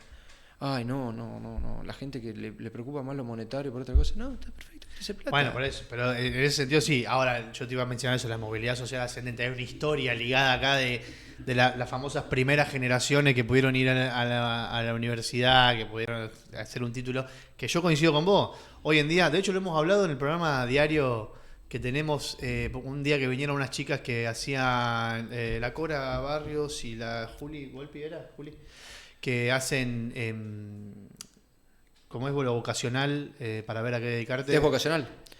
Orientación vocacional. Es vocación, sí. Hablábamos justamente de eso, de que a lo mejor hoy en día el electricista gana fortuna. Capaz que gana más que uno que va a la facultad y se gasta 6, 7 años en estudiar algo. Justamente. Pero lo que veo, y te lo digo creo que vos también, te estás construyendo la casa, ¿no? Sí. Bueno, yo también. Lo que son esos trabajos que antes a lo mejor... sí, estaban vistos de otra manera. Hoy hay poca gente. ¿Sí? Hay poca gente. Y hay exceso, por ejemplo, en lo que... Por ejemplo, abogacía, contador, etcétera, psicólogo... está lleno y obviamente el mercado, fíjate que te lo va mechando en cierta manera. Otro tema que me preocupa del próximo presidente. No. Salud. Mirá, te voy a decir una cosa. Sí, ahí entramos. Lo mejor, ahora que estuve viendo, ¿viste? Sí, lo mejor que podría llegar a pasar es que se blanqueen las aguas y la reta se termine yendo con Massa. O que apoye abiertamente a Massa.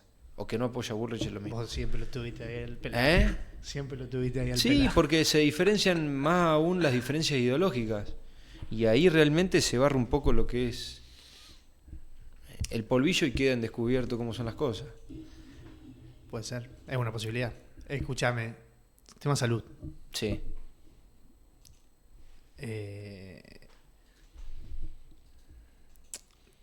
¿Qué va a pasar si nos quedamos sin salud pública? Fíjate vos, y creo que... Estoy hablando de propuesta de Milei, ¿no? Yo después te voy a dar una cuestión. Él plantea reformas de primera, segunda y tercera generación. Y él lo dice claramente, yo no voy a llegar a hacer todas las reformas que quiero, no está claro. Pero sí a lo mejor sembrar las bases para que en el futuro se puedan llevar a cabo. ¿Sí? Creo que particularmente el tema de la salud es, creo, no recuerdo bien, pero una segunda o tercera generación. El tema es que, vos me preguntás a mí, ¿cuál sería lo ideal? Es que todo fuera privado.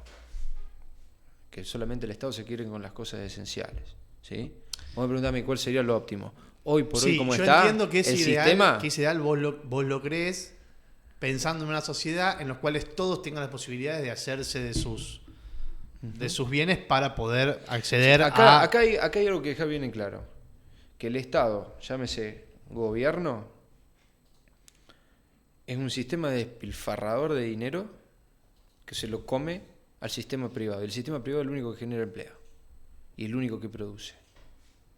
¿Entendés? Pero lo que pasa es que hoy por hoy, ¿vos estás hablando Argentina... de la salud?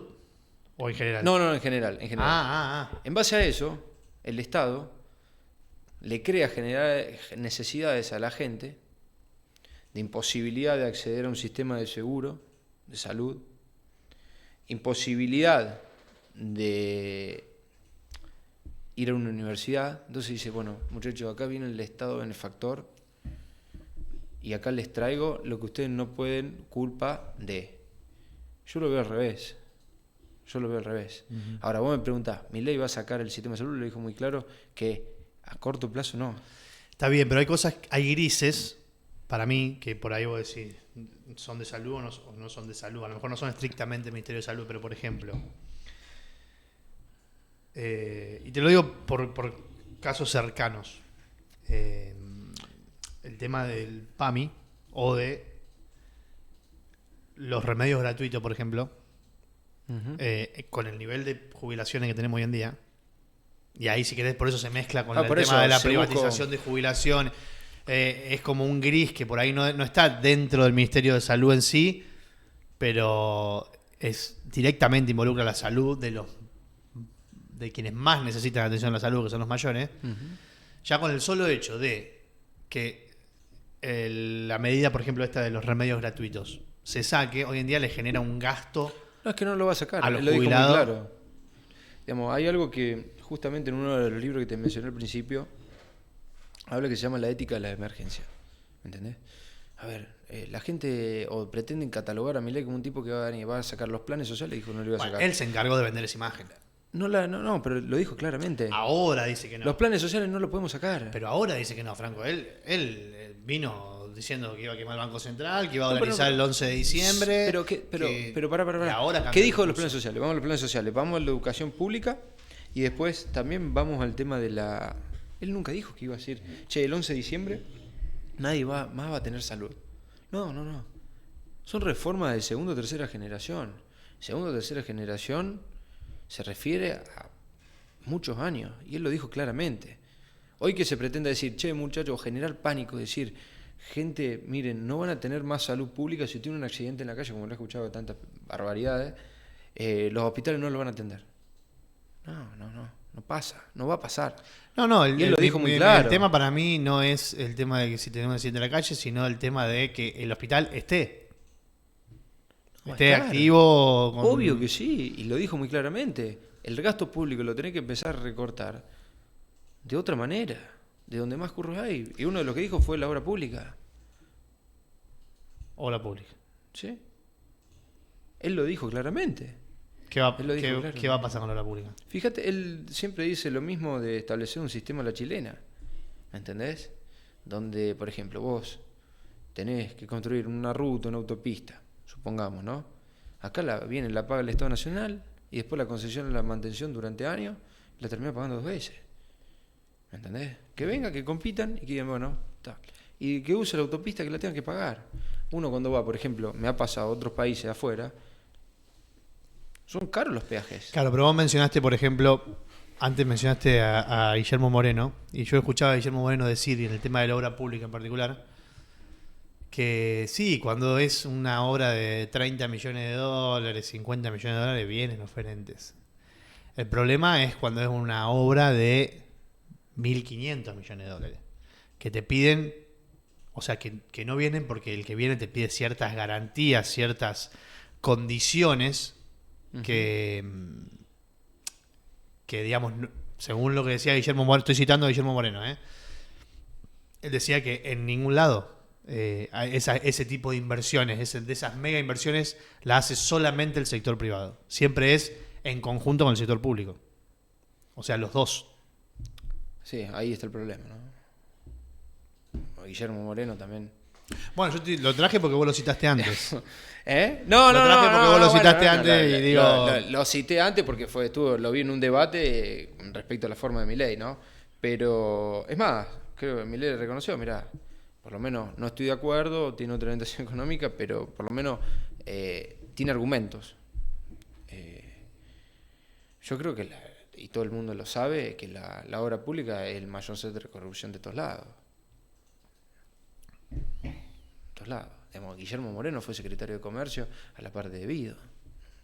Y no me gusta entrar en los temas particulares. Lo que sí quiero es que el Estado no se haga cargo de obras, por ejemplo, llámese autopista, que la pagamos todo y la usan poco.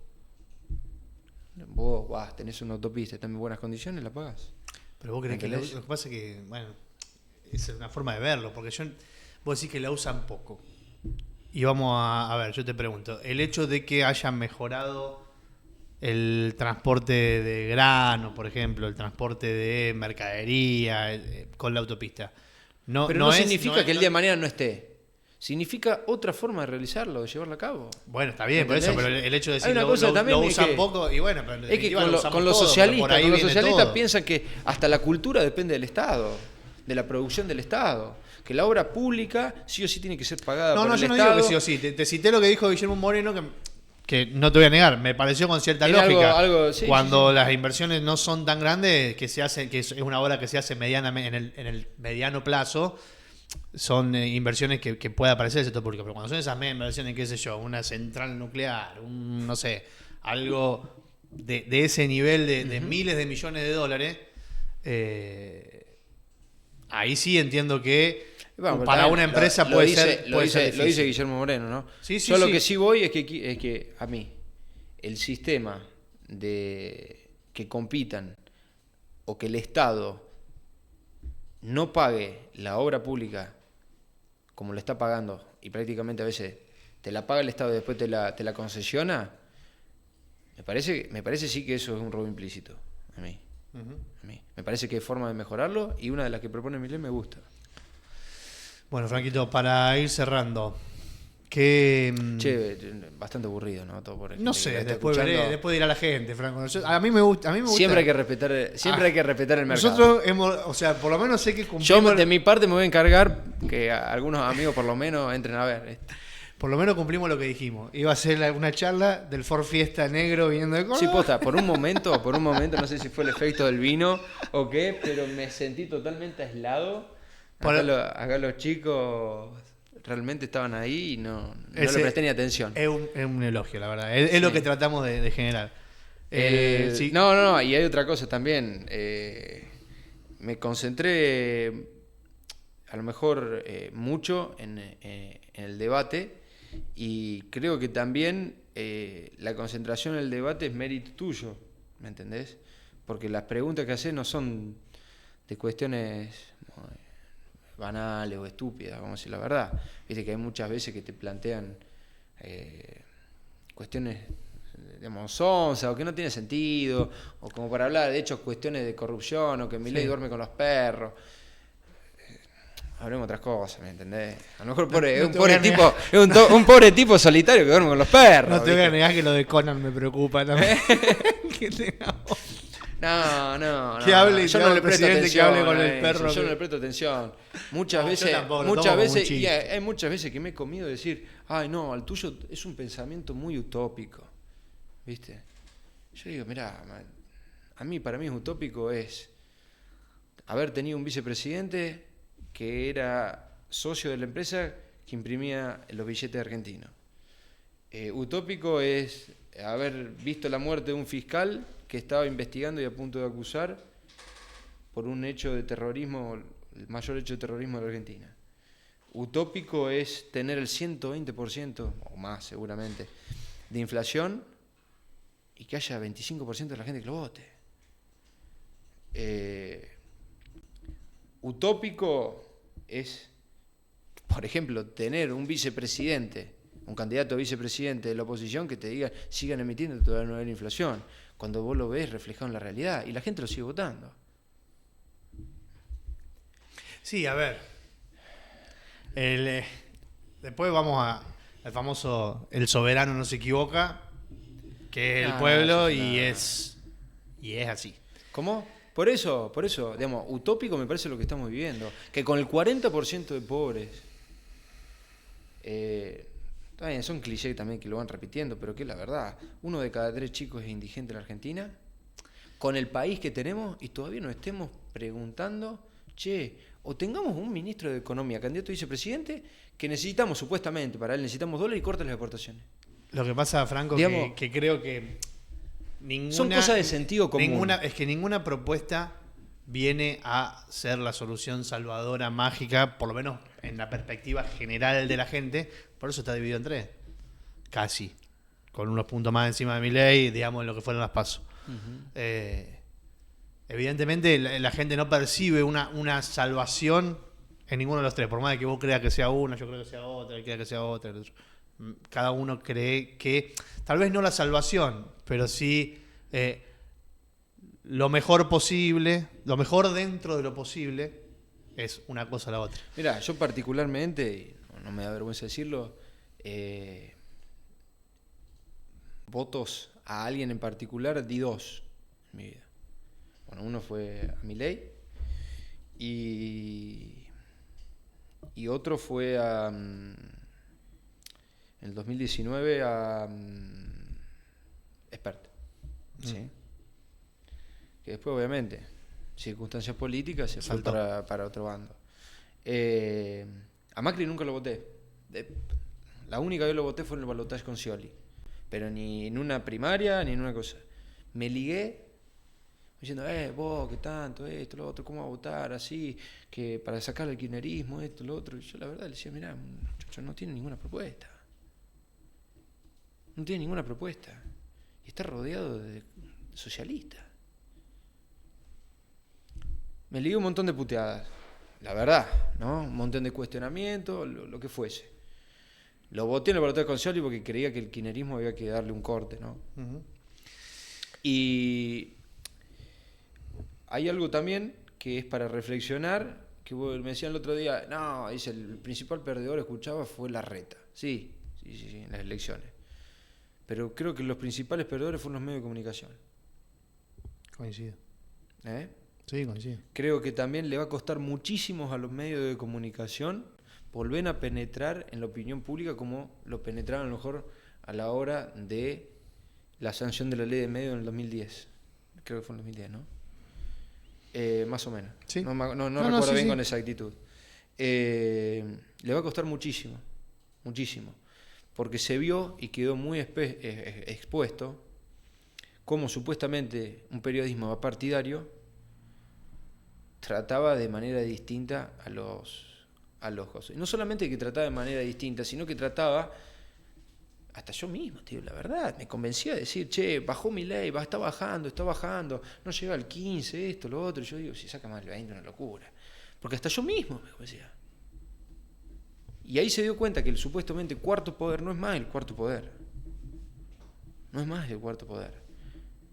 Y gracias a Dios, a la digitalización, como también permiten los medios de comunicación como llegar por otros medios no convencionales, también a la gente de comunicarse por otros medios convencionales y no dejarse llevar por la opinión de periodistas que antes estaban radicados en un medio de comunicación y parecía que era palabra santa, y que a lo mejor la gente, sin saberlo, le metía cosas en la cabeza que no eran verdaderas. Y hoy se vio, digamos, hoy me refiero a la última elección, se vio con claridad que Milei no llega al 15. Si querés nos remontamos muchísimo más. Nada, Milei está loco. Es un fenómeno barrial. No se va a meter en política, no esto, lo otro. Y el tipo nos sorprendió con un 30%. ¿Y qué crees que va a pasar el 22 de octubre? ¿Qué crees? No, ¿qué querés? Bueno. ¿Qué querés? Ya sé. No, yo creo que mucha gente de la Bullrich o de Patricia va a votar a Milei. Lo escucho. Y creo que mucho radical va a votar el kirchnerismo. ¿Pero ves balotage? No. Ajá. No lo veo. Ojalá que gane en primera vuelta, le soy sincero. Ojalá que gane en primera vuelta y no haya balotage. Y si es balotage, por lo menos que quede bien expuesto los otros que no sean más a Bullrich. Me refiero a por quién se va a jugar Larreta, por quién se va a jugar, bueno, Moreno ya lo dijo, y lo de la izquierda y demás, ¿entendés? Así ideológicamente también quedan expuestos, porque siempre, yo todavía sigo esperando que Larreta nos diga cuál es el plan integral que tenía, ¿me entendés? Uh-huh. Siempre cuestioné cuando a sustantivo tan noble, por ejemplo, como la justicia, le agregan un adjetivo social. ¿Entendés? Ya cuando a un sustantivo tan noble le agregan un adjetivo de esa característica, empecé a dudar. Y con Larreta me pasó lo mismo, un plan económico integral. ¿Y cuál es el plan económico? Nunca lo explicó. Y la gente se dio cuenta, dice, che, esto no está vendiendo fruta. Y se dio cuenta también en las urnas. ¿Me entendés? Uh-huh. Entonces, que quede expuesto, decir, bueno, ¿cuál es tu bando? ¿Entendés? Yo creo que lo mejor que le podría haber llegado a pasar a Milei es que en la balotaje con Larreta, si es que había balotaje. Ahora, bueno, obviamente no quedó, pero si es con Massa, quisiera ver por quién se juega. A mí sinceramente me gustaría que diga Larreta, por ejemplo, vamos a formar una coalición de gobierno con Massa. Ideológicamente son compatibles. Sí. Ideológicamente son compatibles. Con Massa sí, el tema es los que están adentro después. El archivo no es compatible, pero... No, los que están adentro de cada espacio, digo. Sí. Ellos dos sí por ahí son compatibles, pero los que están más a la derecha de Larreta dentro de su espacio y los que están más a la izquierda de Massa dentro de su espacio no los veo tan compatibles. No, pero igual, cuando tienen ganas de gobernar. Sí, puede ser. A la Francia o a la austríaca, a la francesa o a la austríaca escuché por ahí decir que creo que había pasado algo así. Creo que en Francia o en Austria se juntaron partidos que históricamente eran opuestos para ¿En el 2001 acá? ¿En el 99? A los ultras, le llamaban ahí en Europa. Bueno, a ver, hay otra cosa también, es que yo he escuchado y te dice, ¿desde cuándo las alineaciones políticas, las coaliciones políticas tienen que ver con ideología? Y si vos te pones a ver, el candidato jefe de gobierno que sostiene Larreta fue ministro de Economía y fue el impulsor de la resolución 125. Y yo tenía gente de campo como decir, che, no te entiendo, digamos, estaba cortando rutas hace 10 años culpa de este tipo y ahora estás apoyando el mismo espacio político. Entonces, sí, también del otro lado tenés a Pichetto. Obvio. Del lado de Patricia. Obvio. Era presidente del Senado cuando fue se presidente votó la del Senado, 125. todo el kirchnerismo. Claro, obvio. Y si hay algo para dar una finalización de que más me convence lo de Milei, es que fue intransigente en ese sentido. ¿Me entendés? Teniendo la posibilidad, porque vamos a ser sinceros, debe tener posibilidades de aliarse con un montón o de sumarse a un montón de espectros políticos, se la ha jugado solo. Como también sí, ahí me ha pasado en algunas cosas que decís, che, ¿me sumo al PRO o no me sumo al PRO? En su momento. Sí, a mí, de la gente que rodeó a Milei, lo que no me gusta mucho es, o lo que por ahí también me preocupa, es los vínculos con gente que bancó la dictadura o que bancó los genocidas. Eso a mí me hace un poco de ruido. Sobre todo la candidata vice, por ejemplo. No, a ver, yo lo estuve escuchando y la vengo escuchando hace un montón de tiempo también. Me parece, el tema de dictadura, no de dictadura, es un hecho histórico, aberrante, por supuesto. Ningún liberal puede estar a favor de ningún gobierno que no sea democrático, si no, no es liberal. Primero y principal. Segundo, hay muchas veces que la disputa que han tenido, por ejemplo, me ha pasado con Agustín Laje, no comparto la mayoría, muchas cosas, ¿no? Otras cosas me parece espectacular, otras cosas no, pero también de contar otra parte de la historia que dicen ellos, ¿no? Y que hay muchas veces, por ejemplo, me ha pasado escucharlo Vaca Narvaja, historias, viste en el podcast que tiene con Roybord. Sí. Historias que no se contaban, no las dicen. Y el tipo, así, digamos, de una manera totalmente franca, sincera, contaba la cantidad de cosas que habían hecho. ¿Me entendés? Entonces yo creo que también me parece que hoy un debate sobre dictadura, volver a todo ese debate y la cantidad de cosas que se han justificado con la dictadura, ya no tiene razón de ser. ¿Es un hecho aberrante? Sí. ¿Que ha sido un combate o una disputa entre sectores? Sí. ¿Que hay que contar toda la historia? Sí. Pero miremos para adelante, hoy tenemos 40% pobres. Sí, lo que pasa es que la gente, por eso te digo, la gente que rodeó a Milei no la escucho del lado de, ni siquiera del lado de, bueno, algo del pasado, dejémoslo, sino que, bueno, ese es el pasado y yo me paro acá. ¿Me entendés? No es que quiere dejarlo atrás, sino que reivindica, muchas veces, sobre todo Victoria Villarruel. Entonces, sí. A mí eso no me gusta, realmente no me gusta. Sí. Pero bueno, el pueblo dirá. Pero hay otra cosa, sin meterme en todo eso, que el que tiene que también hacer un mea culpa es el propio peronismo en ese sentido, ¿no?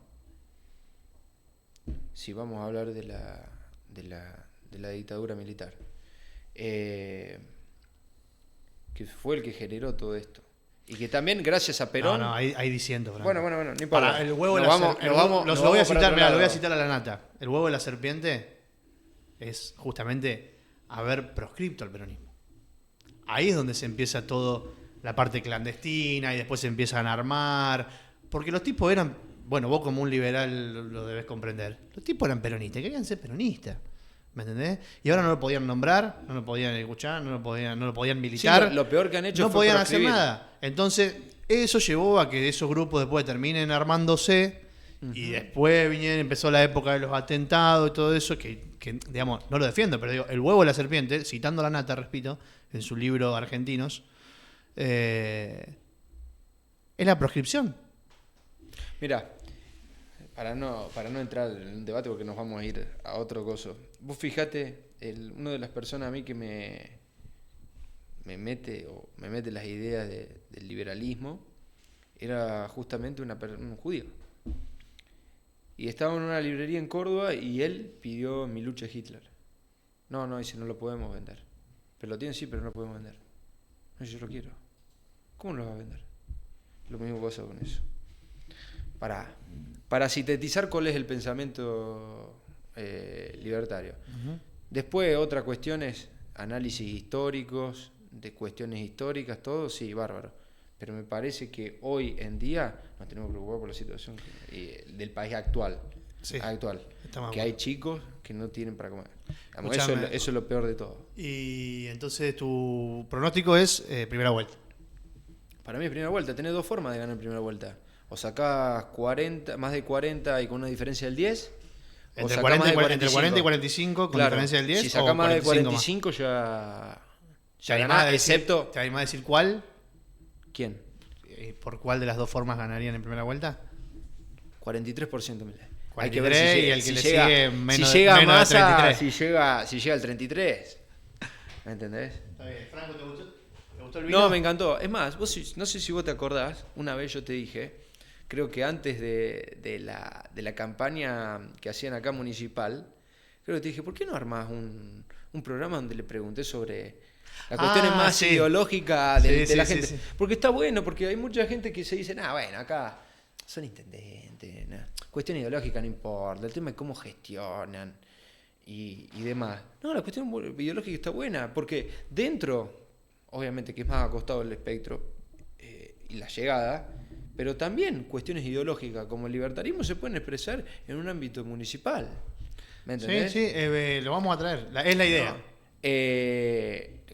Digo, el libertarismo, como el peronismo, como el radicalismo, como el PRO, toda la oferta que hay por la zona. Como cualquiera, porque está bueno para traer temas tan sensibles como el aborto, que te digas qué piensa un político de acá de Marco Juárez. De hecho, nuestra bandera es de ser el primer medio de streaming de la región y como tal queremos compartir con los intendentes de la región también este tipo de charlas para ver qué piensan de ciertas cosas, y la idea es que paulatinamente vayan viendo. Franco, ¿te gustó el vino? Espectacular. Bueno, a los gente chicos de Binomio,